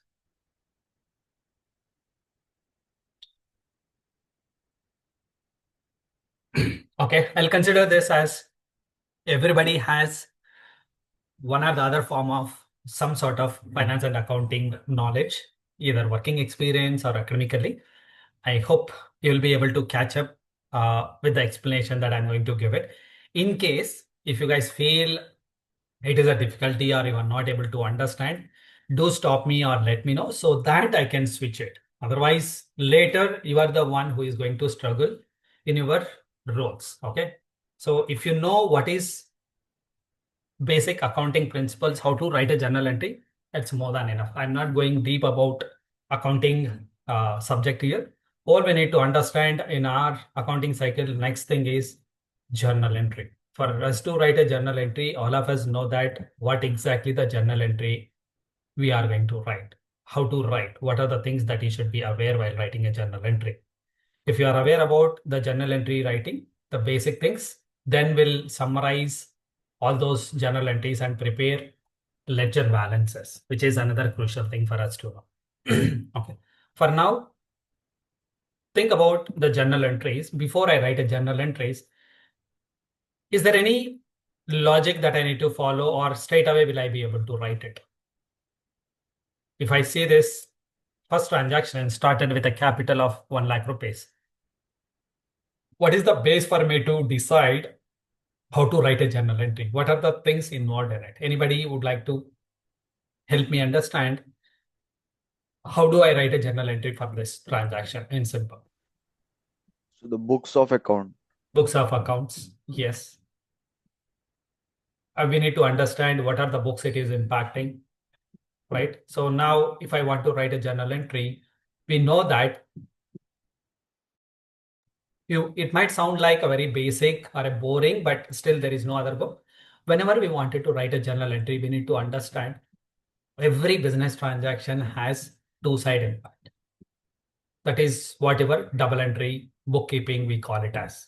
What is double entry bookkeeping? How to understand that? That's what you need to have a basic understanding. Somebody who don't know about it, let me know, or experiment yourself or explore what do you mean by double entry bookkeeping and all that stuff, which will give you more idea, which will be easy for you to proceed further. Now, if I wanted to know here and see, started with a capital of 1 lakh rupees, what is double entry system, the journal entry that I wanted to write, which contains always, every business transaction contains impact on debit and a credit side. What is debit, what is credit? I no need to explain you because you guys will be able to relate it. So every transaction has debit and credit impact. Now I need to know which account or which books will get debit, which accounts will get credit. From this transaction, can anybody help me? Which account is a debit, which account is credit in this? Or in short, what is the journal entry of it so that we can understand it? What should be the journal entry? Cash or bank account debit and share capital credit. Perfect. So if I want to write this, so let's say cash or a bank, let's say I introduced this in a cash, let's say cash account debit, and you'll say capital account or a share capital account. Both are fine. This is a journal entry that we need to write in general, whatever I wanted to do it, because this debit, the one account is getting debit, other account is automatically getting credit. Now I need to understand always whenever I complete a journal entry, how do I confirm whether it is a complete entry or incomplete entry? Whenever it equals, my debits equals to credit or credit equals to debit. Anyway, both has to match. That's a basic rule that we need to understand. So always debit equals to credit. That is a basic thing that we need to aware whenever we wanted to write a journal entry. Let's say, for example, if I say capital that I am putting it, let's say 1 lakh rupees. It has to be 1 lakh and a debit also. If it is not matching, it's not a complete entry. There is something is missing. For example, if I say cash only 90,000, where is the remaining balance of 10,000? There is a question mark of that remaining balance, right? This is what we need to check. When you prepare a trial balance, in the next step, you will be able to detect this kind of mistakes, whatever we have done. Always you will find a shortage of 10,000 in your trial balance, but it will take some time for you to understand where exactly it is missing, whether it is exactly from a capital journal entry or something else. That we need to review one by one and understand with the certain rules.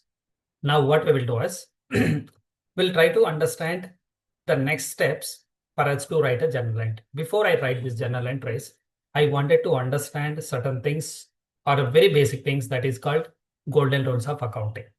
Whenever I wanted to write any journal entry, here I am saying cash as a debit account. Who told me to write in a debit? What is defining to write in a debit? How should I decide whether it is a debit or a credit? Cash in this case. Does cash means always debit? Is that correct? Can I write wherever I see a cash related thing, always debit? Is that correct? No. No. Then there should be certain thing why it is not always debit or why it is debit in this particular scenario. What is deciding? What is deciding factor in this case? What is your thoughts?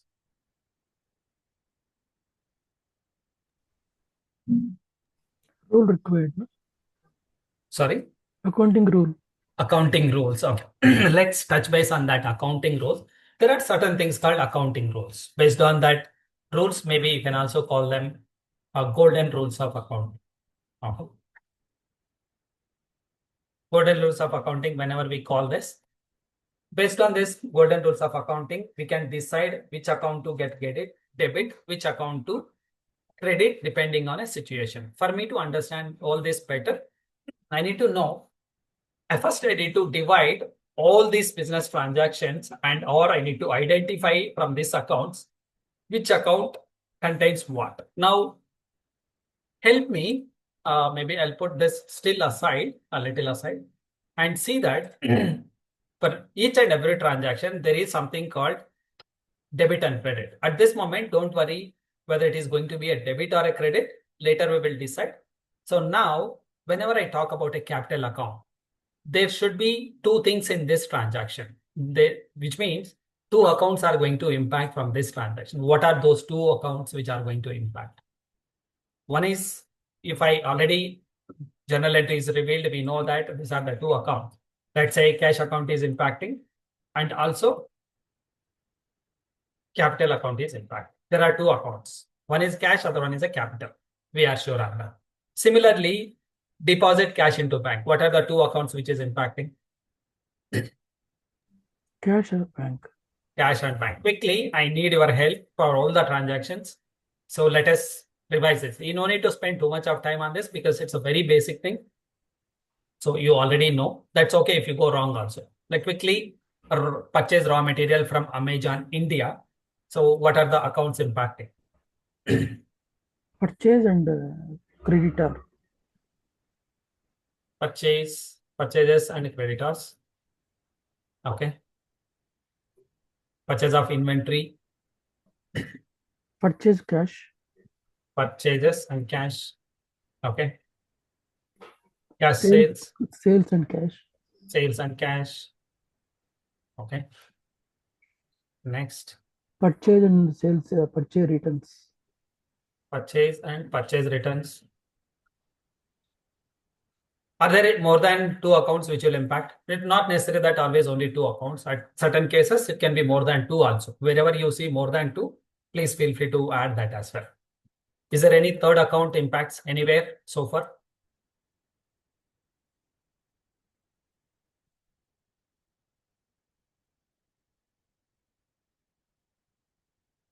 Yes, this particular transaction requires a third party as well, or a third book also impacts. One is a purchase returns book, and also you will have your creditors. Okay, these three are impacted. Now we'll see that. Okay. So whether it is a direct impact or not direct impact, we'll see later. Technically, we need to understand why three accounts. Okay. So credit sales to customer XYG 30,000. What are the accounts impacted? Customer sales and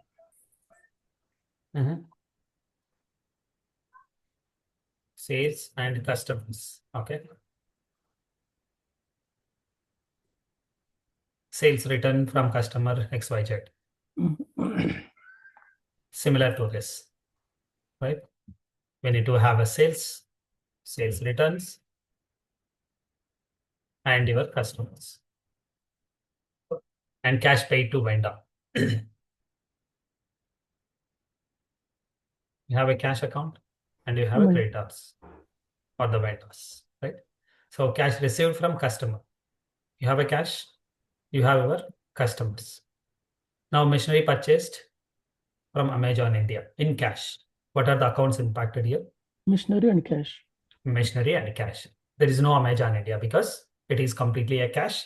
You don't need to worry about it. Okay. And okay.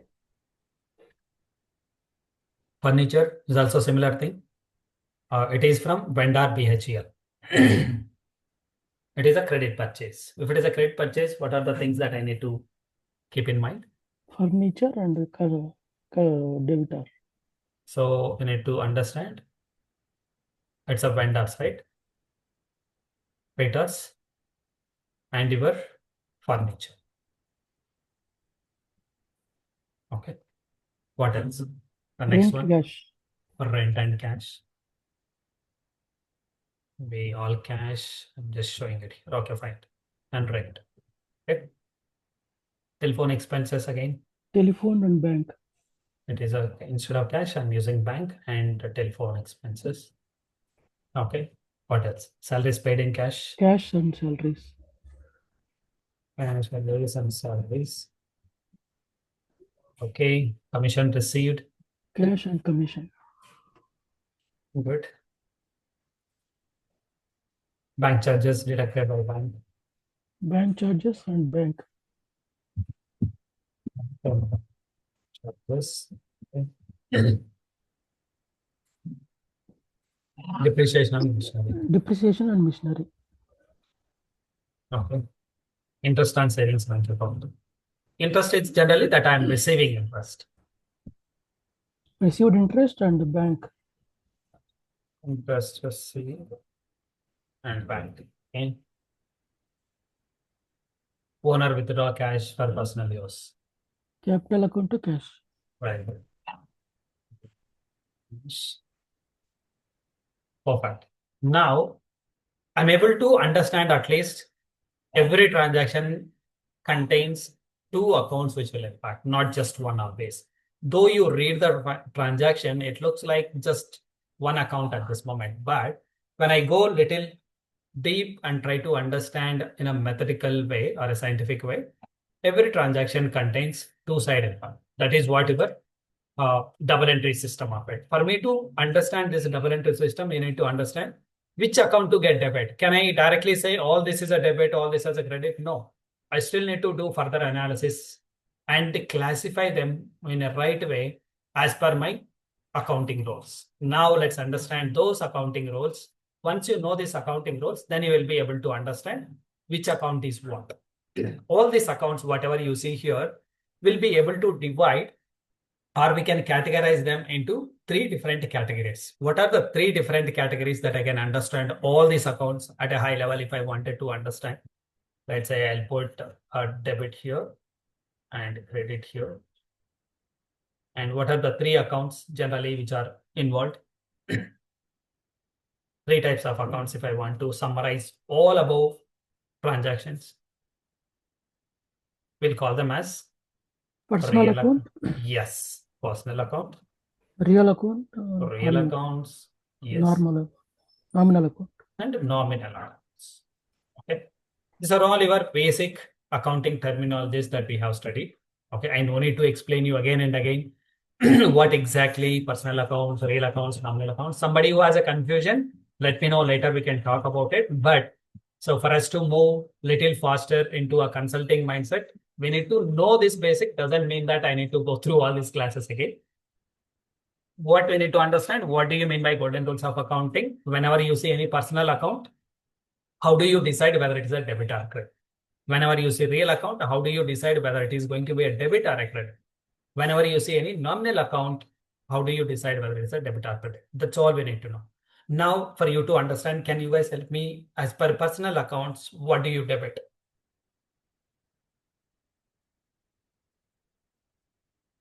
Can I say the person who receives?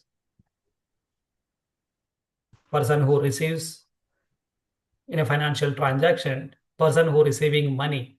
There are two things involved here. Wherever you see cash, for example, cash and customer. In this case, is customer receiving cash or are they paying it?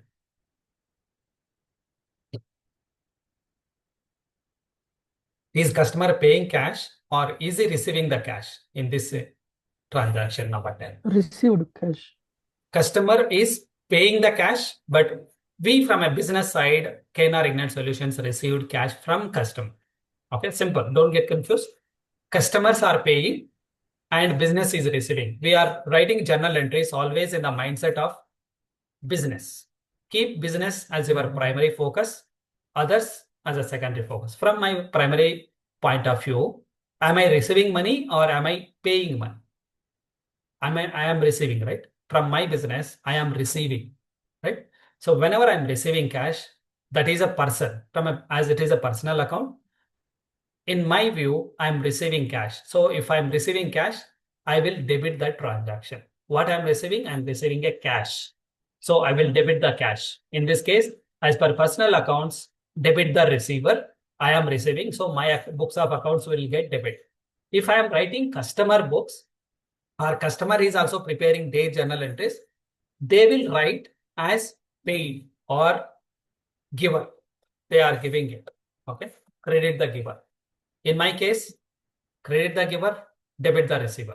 This is the rule we just need to remember. If you are receiving money, you debit it. If you are giving money to someone, you credit it, your account. Okay. Now, as per real accounts, always debit what comes in, whatever you are receiving. Let's say, for example, you are receiving an inventory. You are purchasing some inventory. They are real accounts, right? You can feel them, you can touch them, real accounts. And you debit what comes in. Similarly, whatever goes out, you credit it. And then as per nominal accounts, all expenses and losses, whatever we are incurring, you debit all expenses and losses. Like we have this telephone expenses, what we have seen on the rent paid. Rent is an expense account. So rent is an expense. So now you need to debit expenses. And or opposite side, always incomes and gains, you need to credit. Okay. So this is the one way of understanding your golden rules of accounting. Otherwise, depending on person to person, they have a different logics to explain, different ways of understanding it. Here, you can understand in different style as well. Doesn't mean that always you need to follow this, but this is one of the simplest way for you to understand. Okay. Maybe if you find any different technique, still you can use that. There is nothing wrong. Okay. For now, try to understand what exactly you need to understand about the debit and credits. Okay. So let's say, for example, now I got some clarity about these things. What exactly or how exactly I need to understand. Keep this always handy for your reference. Once you keep this handy, then that will help you in further to understand all our transactions or divide the transactions into journal entries. Now, let's say that I'm able to write this golden rules. From this golden rules, I just need to start writing my journal entries, which account is going to get debit, which account it is going to get credit. Okay, now I think I might need a little bit space here. Okay, fine, I'll just keep this way. Now, we have already written one of the journal entry or a transaction here. Similarly, what I need to do, I need to prepare the remaining transactions. So to keep all these transactions handy, what I'll do, I might take a screen print of it and will use that screen print. Just allow me a second so that we can see that very clearly. I'm just taking a screenshot of it. Just allow me a second so that you can see very clearly both what I'm going to share, which will be easy. Now you will be able to see the transactions at the right side where I have taken a screen print. Here, I think I also will take, okay, golden rules of accounting. You can go back and refer always. Or if possible, I'll try to keep that also in one place. Or okay, fine. Anyway. Okay, fine. Let's continue from here. So first transaction, I'm able to write it. So let's say there is this, it will take some, okay. I will take some tick marks. So this particular transaction I'm able to complete. The next transaction, whatever I wanted to write, help me writing the next journal entry, how to write it. If I want to write a next journal entry, which is a deposit cash into bank, look into the accounts which are impacting and refer to your rules of accounting, which account to get debit, which account to get credit. Quickly, we'll write those journal entries. Try to recollect all your memory that you have done or studied earlier. Otherwise, I'll write it. Yeah, go ahead. Bank Cash. debit, cash credit. Right? Cash, I'm debiting it. So in case those who are not clear about it, why we are debiting always, I would recommend you to refer back your basics or connect with one of us so that we can understand how to write the journal entries. So cash debit, and I need to make Bank. sure bank credit. Is this correct? Yes. Why I'm debiting cash? Am I receiving cash or am I paying the cash? Receiving the cash. I am receiving or I'm paying, because I am paying the cash. I'm not receiving it. So in a first transaction, capital, I am receiving the cash. But whereas in a depositing cash, it is reducing from your pocket. You had a 1 lakh rupees, your cash is reducing. Think other way around. Here we are talking about real accounts comes in, or we can also say that anything real account is like an assets, right? Anything that is reducing your balance, right? That is credited. The journal entry that we are writing has to be other way around. Now we need to think about it. So let me keep that here. So let me keep this here 1 second. So bank has to be debited because bank is receiving money. Debit the receiver. Who is receiving? Bank is receiving. How much it is receiving? 50,000. Bank receiving money, and cash, it is going out. Sorry, I think I need to rewrite this debit, and my cash is going out. As per my golden rules of accounting, if I see that cash is going out, debit what comes in, or sorry, debit the receiver here. The bank is receiving, but the cash is going out in this case. Okay. So whenever cash is going out, this is what it is. Okay. So don't get confused. Slowly you will get connected to this. It will, if you are confused with that. Okay. Now, if I go with next transaction, purchase raw material from Amazon India. It has a purchases and creditors both. Now, what should be the journal entry here? Either you can call it as a purchases, or a raw material can be an inventory. Okay. So I'll call it as purchases, or I'll also call inventory. Okay. I'll keep this for a safer side because whenever we summarize, we might use this. Okay. Inventory debit. And which account to credit? Amazon. Amazon. Why Amazon? Because it is a credit purchase. Okay.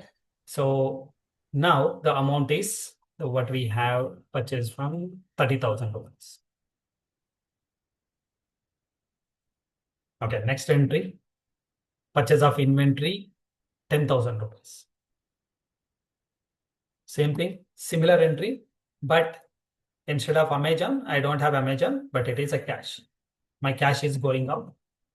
Debit what comes in, credit what goes out. Here cash is going out. How much cash is going out? If I want to understand quickly, my cash is going out for the value of 10,000 that I am paying.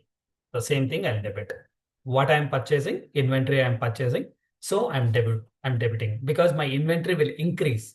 When my inventory assets are cash increasing, always they debit.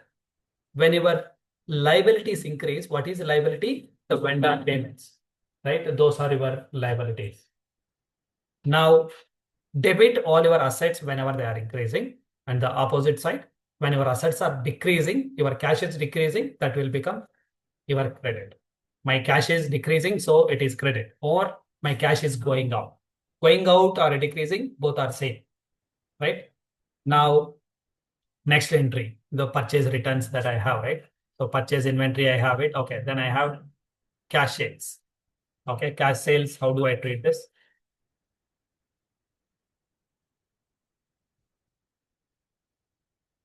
Cash sales. Cash sales Sales always what? credit. Sales always credit. Simple thing. If you want to remember something like that, try that. Yes, Sales cash to credit. sales. So is it a cash sale or a credit sale? That's it. If it is a cash sale, cash, because cash you are getting debit because you are receiving cash. Cash sale, yes. Yeah, cash is coming in. So as it is a cash sale, like it is clearly stating it is a cash sales, right? So cash sale also cash is coming in. Your cash is increasing. However you want to understand, cash is increasing by 40,000. Sales always credit. Just blindly remember this. Credit. That's it. Okay. And now the next entry that I have, purchase returns.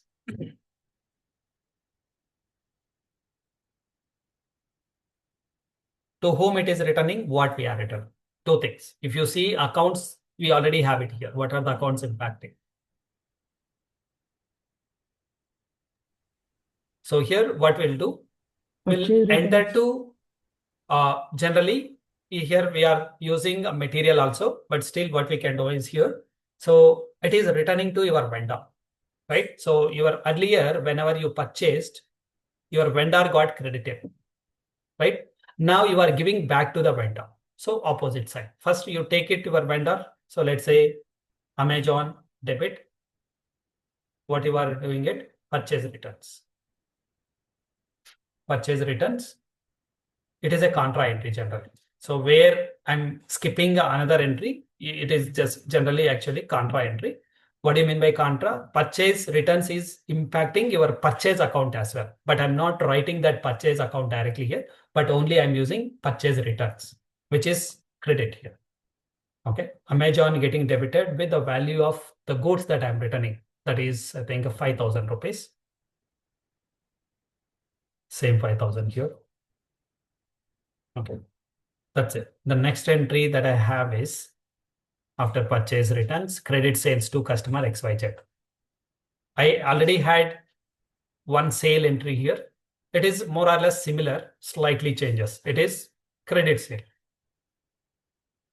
The first logic, sales always credit. Now I just need to decide opposite. That is called offsetting account. Offsetting account is opposite side. It can be debit or a credit. Already I know one account, either a debit or a credit. Opposite account I need to know. That opposite side we call it as offsetting. Offsetting account, what is offsetting account here? When sales get credit, what I'm doing, it's a credit sale. To whom I'm selling, that party name comes here. Maybe the customer name. If I know the customer name, I'll put it, let's say customer XYZ. Customer XYZ getting debited and sales is getting credited with a value of credit sales to customer 30,000. Okay. The next entry that I have, sales return from customer. Whatever I sold, he is not happy, and some of the products he is returning it. Right? So now I need to understand sales return. It is opposite to your purchase return. Whatever we have seen a purchase returns here. Similar to this, but it is opposite side. What exactly opposite side we need to understand, or whatever you have written here, you can also think about this and you can write opposite entry to this. Now let's say sales always credit, sales returns always debit. Customer is getting debited because they are receiving the product. Now, when customer is returning the product, his balance will reduce. Now you need to become sales returns. This is also contra entry. Okay. Sales return debit and to customer account. Customer XYZ, whatever you have. With the value of whatever they are returning. Let's say customer, they are returning it. Let's say, where is this? Sales return. Sales return from customer is a 3,000. Okay. Fine. Okay. Next transaction that we have, sale after the sales return. I think cash paid to vendor, 9th entry. Cash paid to vendor. What are the accounts impacting? Cash and creditors. So how do I write it? Am I paying cash or am I receiving the cash? Is it incoming or outgoing cash for me, from business side? when I'm paying to my vendor, am I receiving or is it coming in or it is going? It is a real account. Cash is a real account.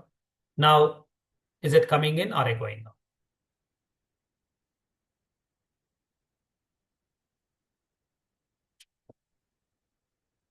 Cash going out because I'm paying to my vendor. Whenever it is going out, it is always credit. What it is going out? Cash is going out. So it is very simple that to cash account because your cash is going out. To whom it is going? To your vendor. So your vendor in this case is Amazon India. Amazon account debit and your cash account gets credit. How much you are paying? To cash paid to vendor Amazon 20,000. Okay. So now this is done. And then, okay, next thing. So maybe if I want to understand this, let me put the tick marks that we completed.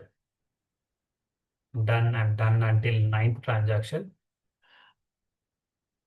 Sorry, 10th transaction, cash received from customer. Now, whenever I receive a cash from customer, what should be the journal entry? Here I'm paying, I paid, so I'm crediting it. When I receive, it should be opposite, correct? So let's say cash debit, and from whom you are receiving? To customer. Customer XYZ.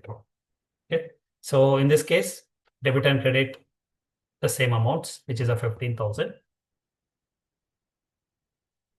The next entry that I have, let us quickly finish this because it is not our core activity, but so you just need to know the impact, which account will get debit, which account will get credit. Okay, that will help you when you prepare final statements. The machinery purchased in cash from Amazon India. So there are two accounts which are impacting, only cash and machinery. No Amazon comes into picture here. Though there is a name, it is a cash transaction completely. So it is a cash. Now we need to understand whether cash is increasing or decreasing because of this transaction. Is cash increasing when I purchase machinery or will it decrease? Decrease. Decrease. When cash is decreasing, what am I supposed to do? Debit or a credit when cash is decreasing? Cash decreases when it is going out, right?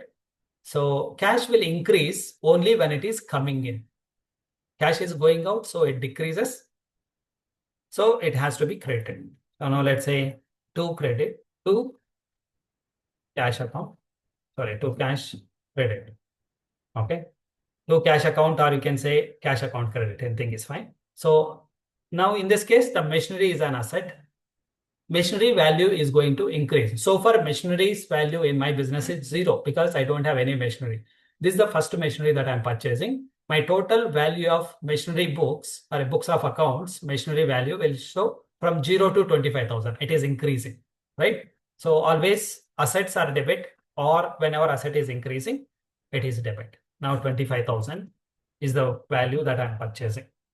Now other side, if I want to continue, next transaction, furniture, similarly. Furniture also an asset. It is also increasing and it is also a cash transaction. Oh, sorry. Furniture purchased on a credit from vendor. It is not a cash transaction. It is credit transaction. Now it will be a vendor name. Instead of a cash, it will be BHEF. Okay, this is a vendor. Now the value is 10,000. Okay, I think I might make this.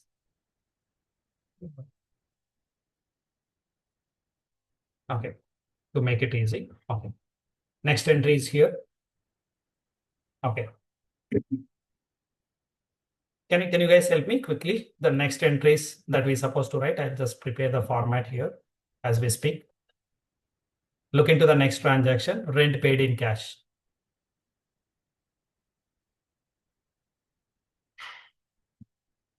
Rent paid in cash, what should be the journal entry?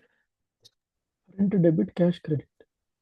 Rent to debit and cash credit. Okay. So let me go back here. Rent to debit because it is an expense. So in this case, and other side, you just first realize that cash, what is happening to the cash? It is easy for us to identify what is happening to my cash. Is it increasing or decreasing? or is it coming in or going out? If I see that cash is going out because I am paying in the form of rent, so my cash has to be credit. Now blindly I can say that to cash account. Okay, it is a credit. Wherever we say to, I no need to write this credit. I just write it so far, but you no need to write credit again. Always to denotes it's a credit account. Okay, so if I'm not saying anything, it is a debit. It starts with a debit. So opposite side, offsetting to this rent account is cash is getting credited. So it has to be my expense account, rent to debit.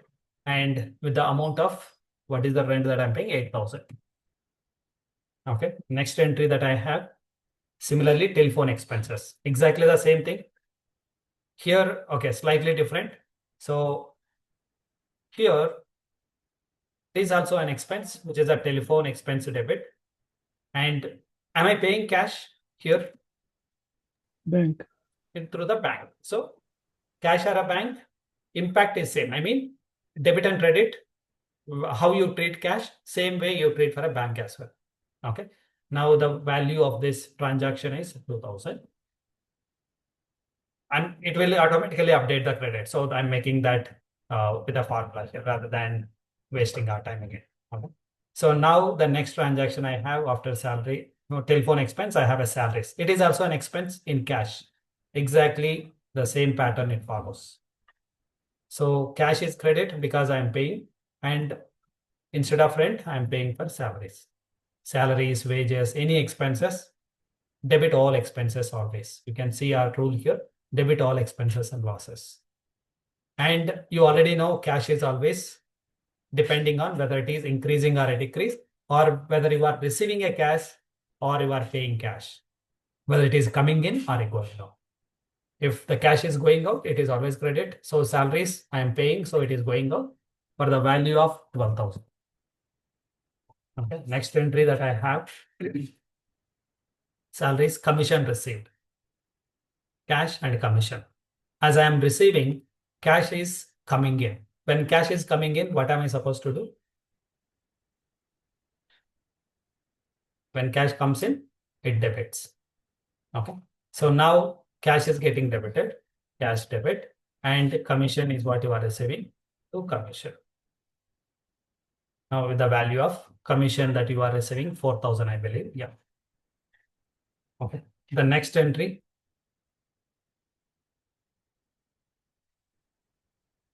Maybe you guys can help me quickly. I have bank charges, depreciation, interest, and capital withdraw. Okay. Now 4 more entries quickly. Bank charges debit, bank credit. Bank credit, and bank charge is an expense. And your bank is getting credited because bank balance will reduce because of the bank charges that you are paying. So this is just a 500 rupees. The next entry that I have, depreciation. Is depreciation cash transaction or a non-cash transaction? Is there any cash involved here? No. No, but still you need to write a journal entry. Though it is a non-cash transaction, still we need to record this because it will have impact on your overall on a financial statements. So we need to prepare a journal entry for this also, though it is non-cash transaction. Okay. Now what is happening here? There are two things. One is a depreciation account, other one is a machinery. Now depreciation, if it is a something new or a confused, go with your machinery account. What is happening to the machinery? Because of the depreciation, machinery value will increase or decrease.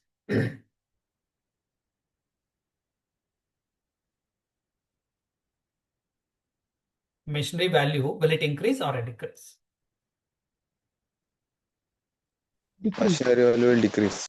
Machinery value will decrease because we are charging depreciation. Let's say it was at 25,000 rupees. What we purchased, machinery purchased, yes, 25,000. Now with the value of depreciation that I'm charging 2,500, which is like a 10%. 10% is reducing, right? Machinery is an asset. If I go back here with my rules, when it is decreasing, or if you wanted to understand nominal accounts, all your expenses, depreciation is also an expense. As per this rule, if I want to go with the expense first, depreciation is an expense. As it is an expense, it has to be debited. Depreciation has to be debited. Offsetting will become your machinery. Simple. Okay. Or if you know a machinery value will reduce, like we discussed here, the value is going out or value is reducing. When asset values are reducing, you will credit it. Either you can apply increase, decrease rules, or you can go with these rules, whatever I'm giving it, whatever it is comfortable for you. Now, as my machinery value is decreasing, I know that machinery has to be credited. And depreciation is an expense. Always expenses, debit all expenses. Depreciation account. Okay. So depreciation debit or okay, fine. So what is the value of depreciation account? Depreciation account is 2,500. Simple. Okay. Now, similarly, the next transaction I have interest on savings bank account. Is it an income for me or an expense? Income. Income. If it is an income, like we discussed, so what we supposed to know? All If incomes it is are an credit. all incomes are credit. We are receiving interest as an income, so I need to credit. So if it is interest on a savings bank, it will impact on your bank, where bank balance will increase, right? Because it's additional interest. When bank balance is increasing, what am I supposed to do? Bank debit or credit? It is debit, bank account debit, and your interest received or interest income, whatever you are doing. Bank balance will increase. You are not paying, but you are receiving it with a value of 1,000. The final entry, my capital it is impacting. Owner has withdrawn for some personal use. He has used some cash. Now what we need to understand, the owner, whenever they withdraw cash, we need to know what happens to my capital balance. Capital I had out of 1 lakh, maybe I spent 50,000 on overall purchases, maybe remaining 50,000 I have in my bank. Now it is impacting cash and also capital account. Now, is cash increases in a business or will it reduce when I withdraw some cash? Let's say earlier there was a 50,000 deposited into the bank, right? That is in a bank, but the out of this remaining 50,000 that I'm using for a purchases and other things, in that I have also used for a personal use. Now the cash will increase or reduce from a business point of view. Cash will reduce because owner is using it from the cash of a business. It is not his own cash, though he might have funded, but you need to treat that as a business cash. Now you just need to treat that owner separately and business separately. That is business entity concept, okay, or separate entity concept in accounting.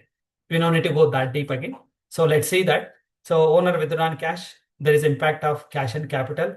Cash here is reducing. Your capital earlier, whenever you introduced, we credited the capital account because capital is a liability. Liabilities always will show a credit balance. Now capital earlier was 1 lakh. From this capital, it is reducing. When capital is reducing, it has to be debited. And your cash is going out from the business. Your cash is going out. Whenever cash is going out, it has to credit. Now cash is going out. So you will say to cash account. That is credit, and your capital is reducing. So capital account, you will debit. Capital account debit versus your cash account gets credit with the value of 5,000 rupees. That's all. Quickly, let's look into these transactions if I'm missing anything. So let's look into this. I think we're done with machinery transaction and furniture transaction, rent paid, telephone expenses, salaries, commission received, bank charges, depreciation, interest, owners. Owners cash withdrawn. All the transaction has been recorded. Now we know all these accounts, how it is impacting. If I look into this clearly, right? So all these accounts, whatever I have seen, let me maximize this. Okay. 1 second, I'll just this. Just a second, I'm just waiting for this.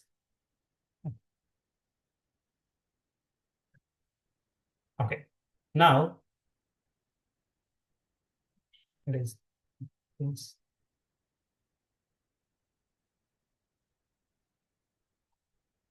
Okay. So now if I look into this, all these accounts, whatever you see here, we are able to understand which accounts are impacting, how to write a journal entry. Now all we need to do is, let's say that as I understand all these transactions very clearly. So now we'll get back to this in the next step. Now, when I prepare this journal entries, which is one of the steps in my accounting cycle, when I understood from the business transactions, I'm able to prepare a journal entries. Now I need to prepare account balances also. How do I prepare the T account balances?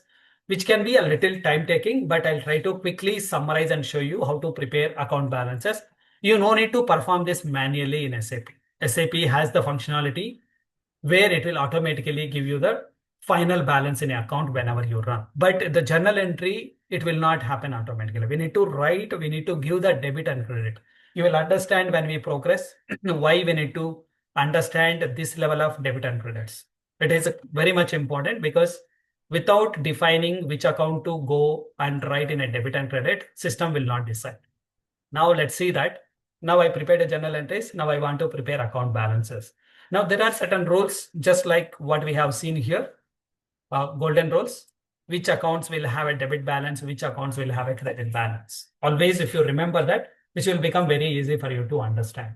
So for you to understand which account is repeating how many times, where it is impacting, only then you will be able to see that. Maybe I'll pick one account and show you how to summarize an account. Later, as an exercise, what you guys can do, you guys also can experiment on this. You can take the same list of transactions. If required, I can share this list with you all. You can prepare the same journal entries and let me know if you are able to prepare the account balances. Okay, with the interest of time, we will not be able to prepare all account balances because it's a time consuming activity. But I can show you one account. Let's say I wanted to prepare cash account here, right? Let's say cash account balance. Generally, it is like a T format that we prepare. If I want to prepare in a T format, so let's say that I'll try to quickly show you this.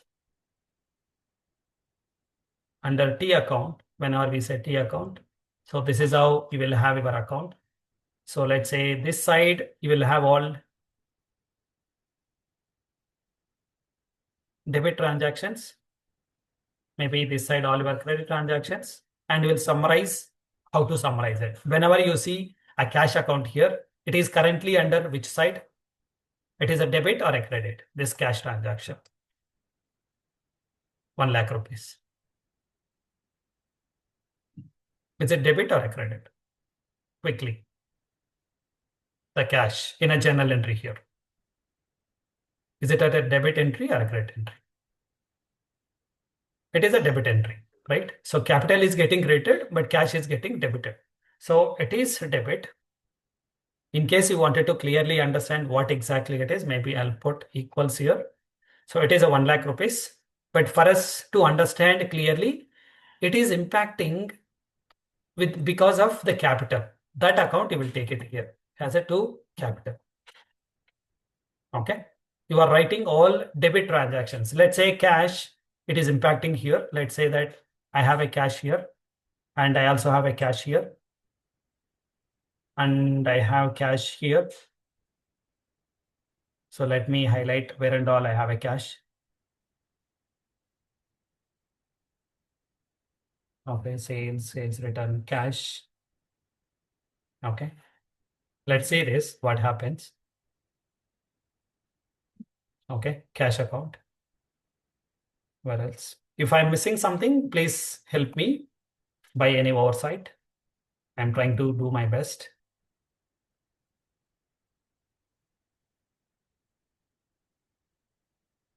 This many places, there is a cash account is impacting. Okay. Okay. Now, all I need to make sure is wherever there is a cash impact happening, I need to understand whether it is a debit or a credit. Okay. So one by one entry, let's say capital account, I'm able to capture here. The next entry is bank and cash. Here is the cash getting debited or credited in this transaction, journal entry. As per journal entry, cash is getting credited, right? When it is a crediting, it has to go to credit side. Simple. Now let me take that here. Credit I have taken here. This, if I want to know more, what is this nature of transaction? It is a bank account. Okay. Because of the bank, it has impact of 50,000, which means it is reducing. Now next entry is purchases. Because of purchases, cash is getting created again. So go to credit side and say purchases. Say 10,000. Okay. So next entry, I have 40,000 cash getting debited. Go to your debit side. This is my debit side. And take this 40,000 because of sales. 2 sales. That's it. That's all you need to know. Okay. So next entry that I have here, that I'm making payment to the vendor, Amazon, it is a credit. My cash is getting reduced, which is a credit side. I'll go to credit side with this 20,000. Okay. And this is because of Amazon. Okay. Until Amazon we are done. And I have debit balance here, 15,000. I'm receiving from customer to customer account. Here to customer. Next transaction I have until customer. Where is this? Until customer we are done. Now, sorry, 15,000 we are done, right? This 20,000 of Amazon we are done. Okay. And machinery. Here is the next transaction that I have, 25,000. Cash is in a credit side. I need to go to credit side and write it in the name of machinery. Okay. After machinery, I think where is this machinery? Sorry. Furniture is not a cash. Rent account is a cash. There is a cash to cash credit side by rent. Generally, you need to write by rent, but I'm not putting all that format of academics. Sorry.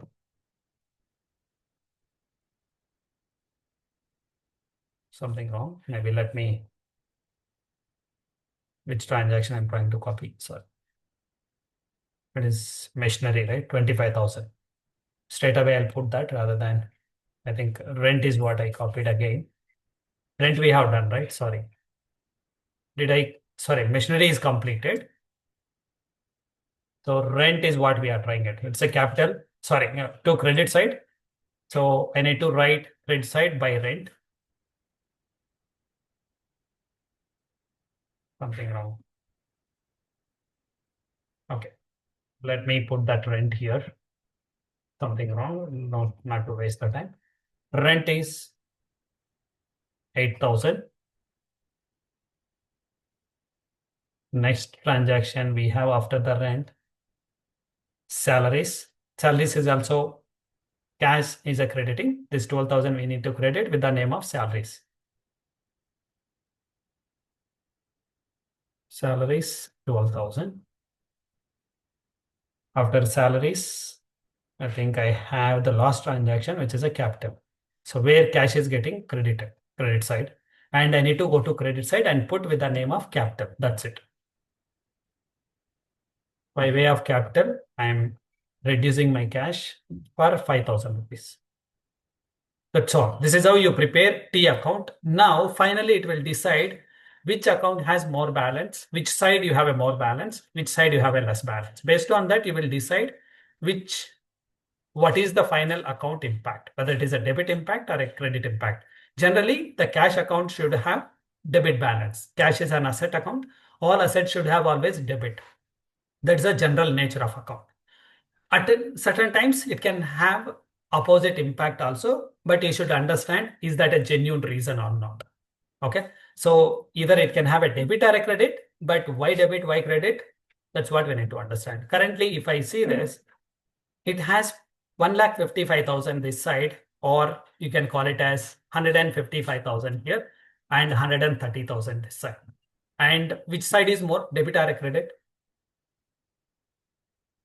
Is a debit more or a credit side is more? Debit. Debits are more. Now what I need to do? I need to do balance carry forward. Okay. So here what I need to do, balance carry forward. How do I do the carry forward?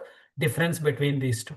If I see this, what is the difference between 1,55,000 minus 1,30,000? It's a 25,000, right? This 25,000 has to be updated here as a carry forward.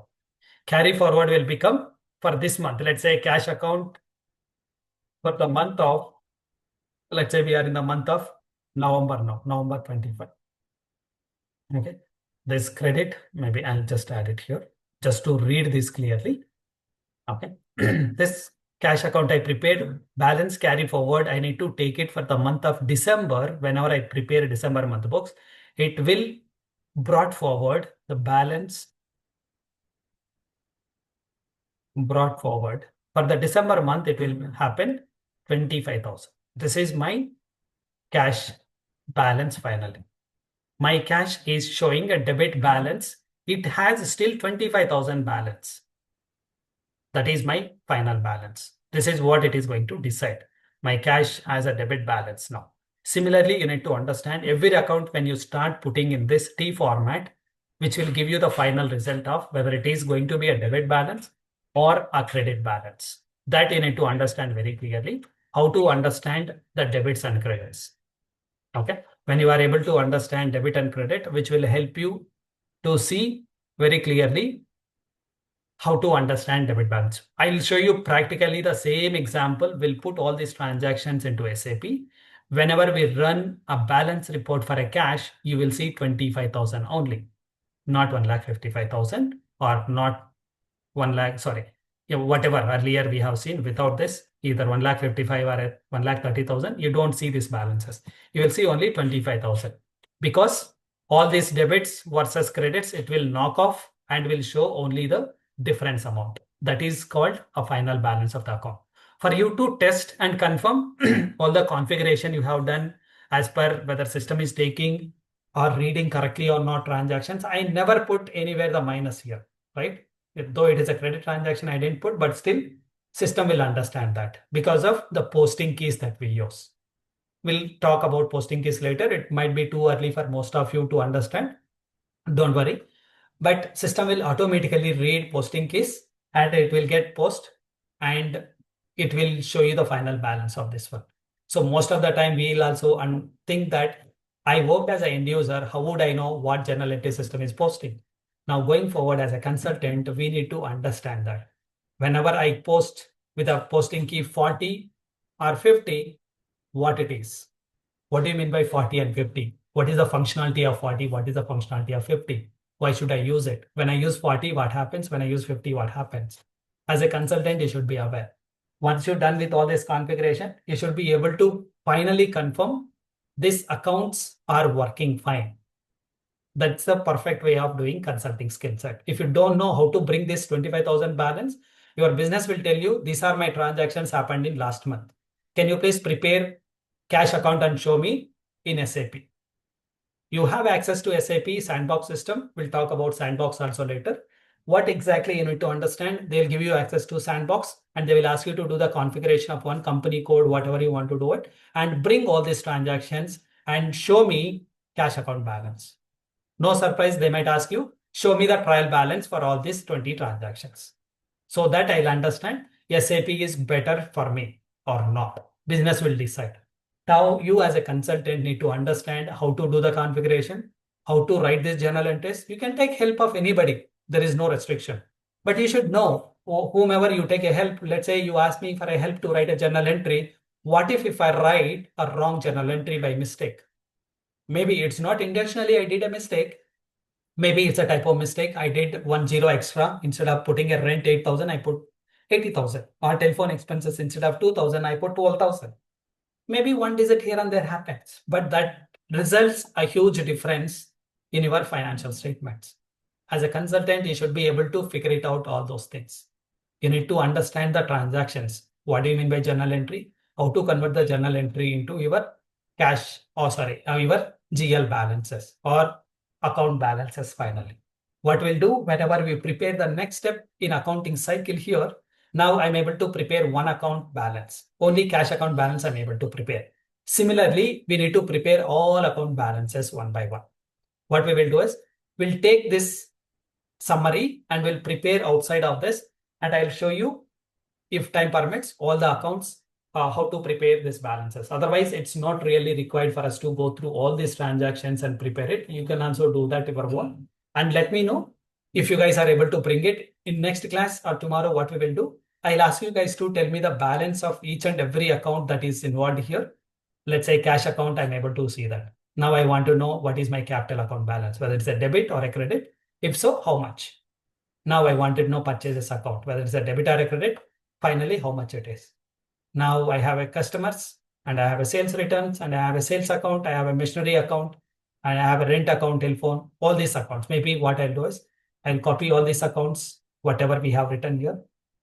What I'll do, I'll just try to make unique from this. Maybe let's say that, let me remove all the duplicates so that no duplicates. Surprising. Okay, no problem.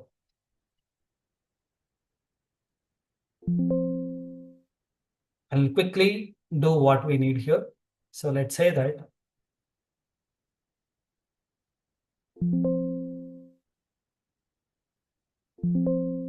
okay. So these are the unique accounts that we left with. So we have maybe your customers. I already have a customers, creditors, all this.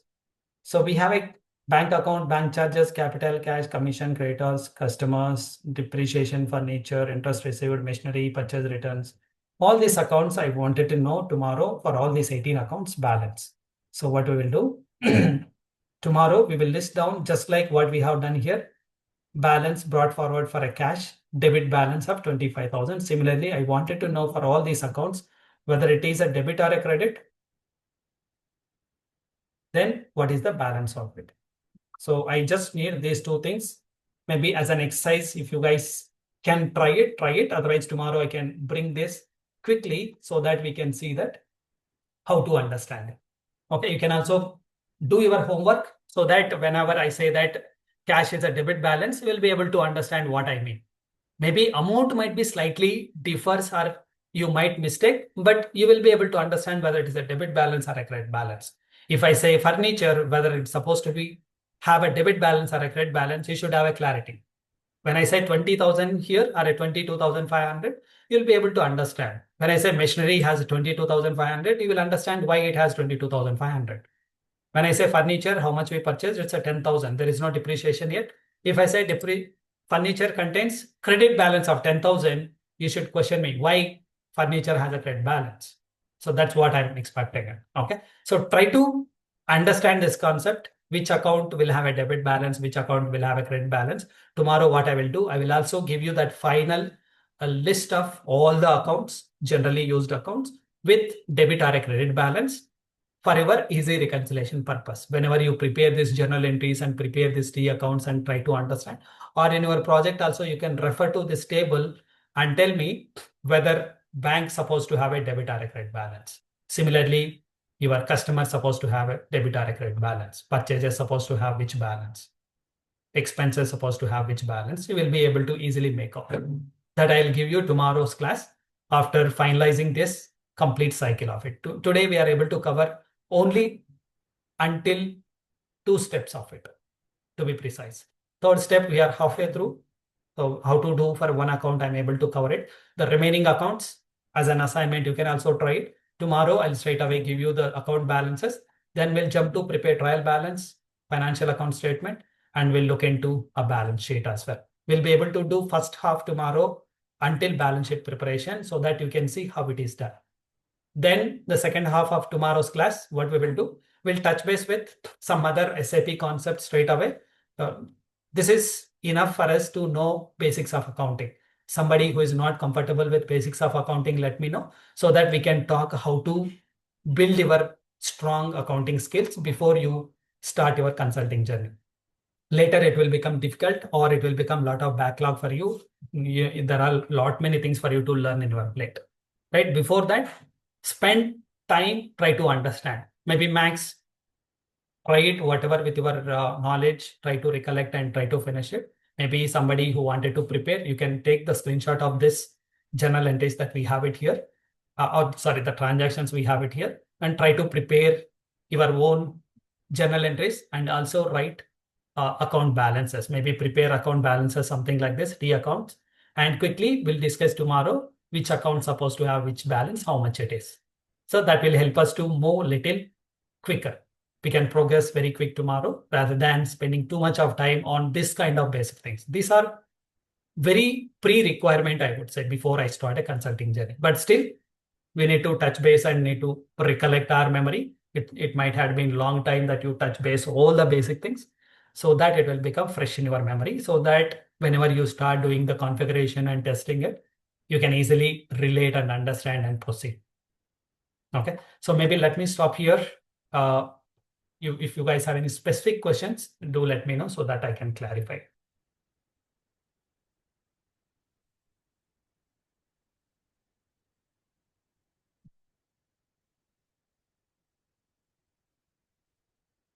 Okay, no questions. Okay, I'll consider your silence as a no question.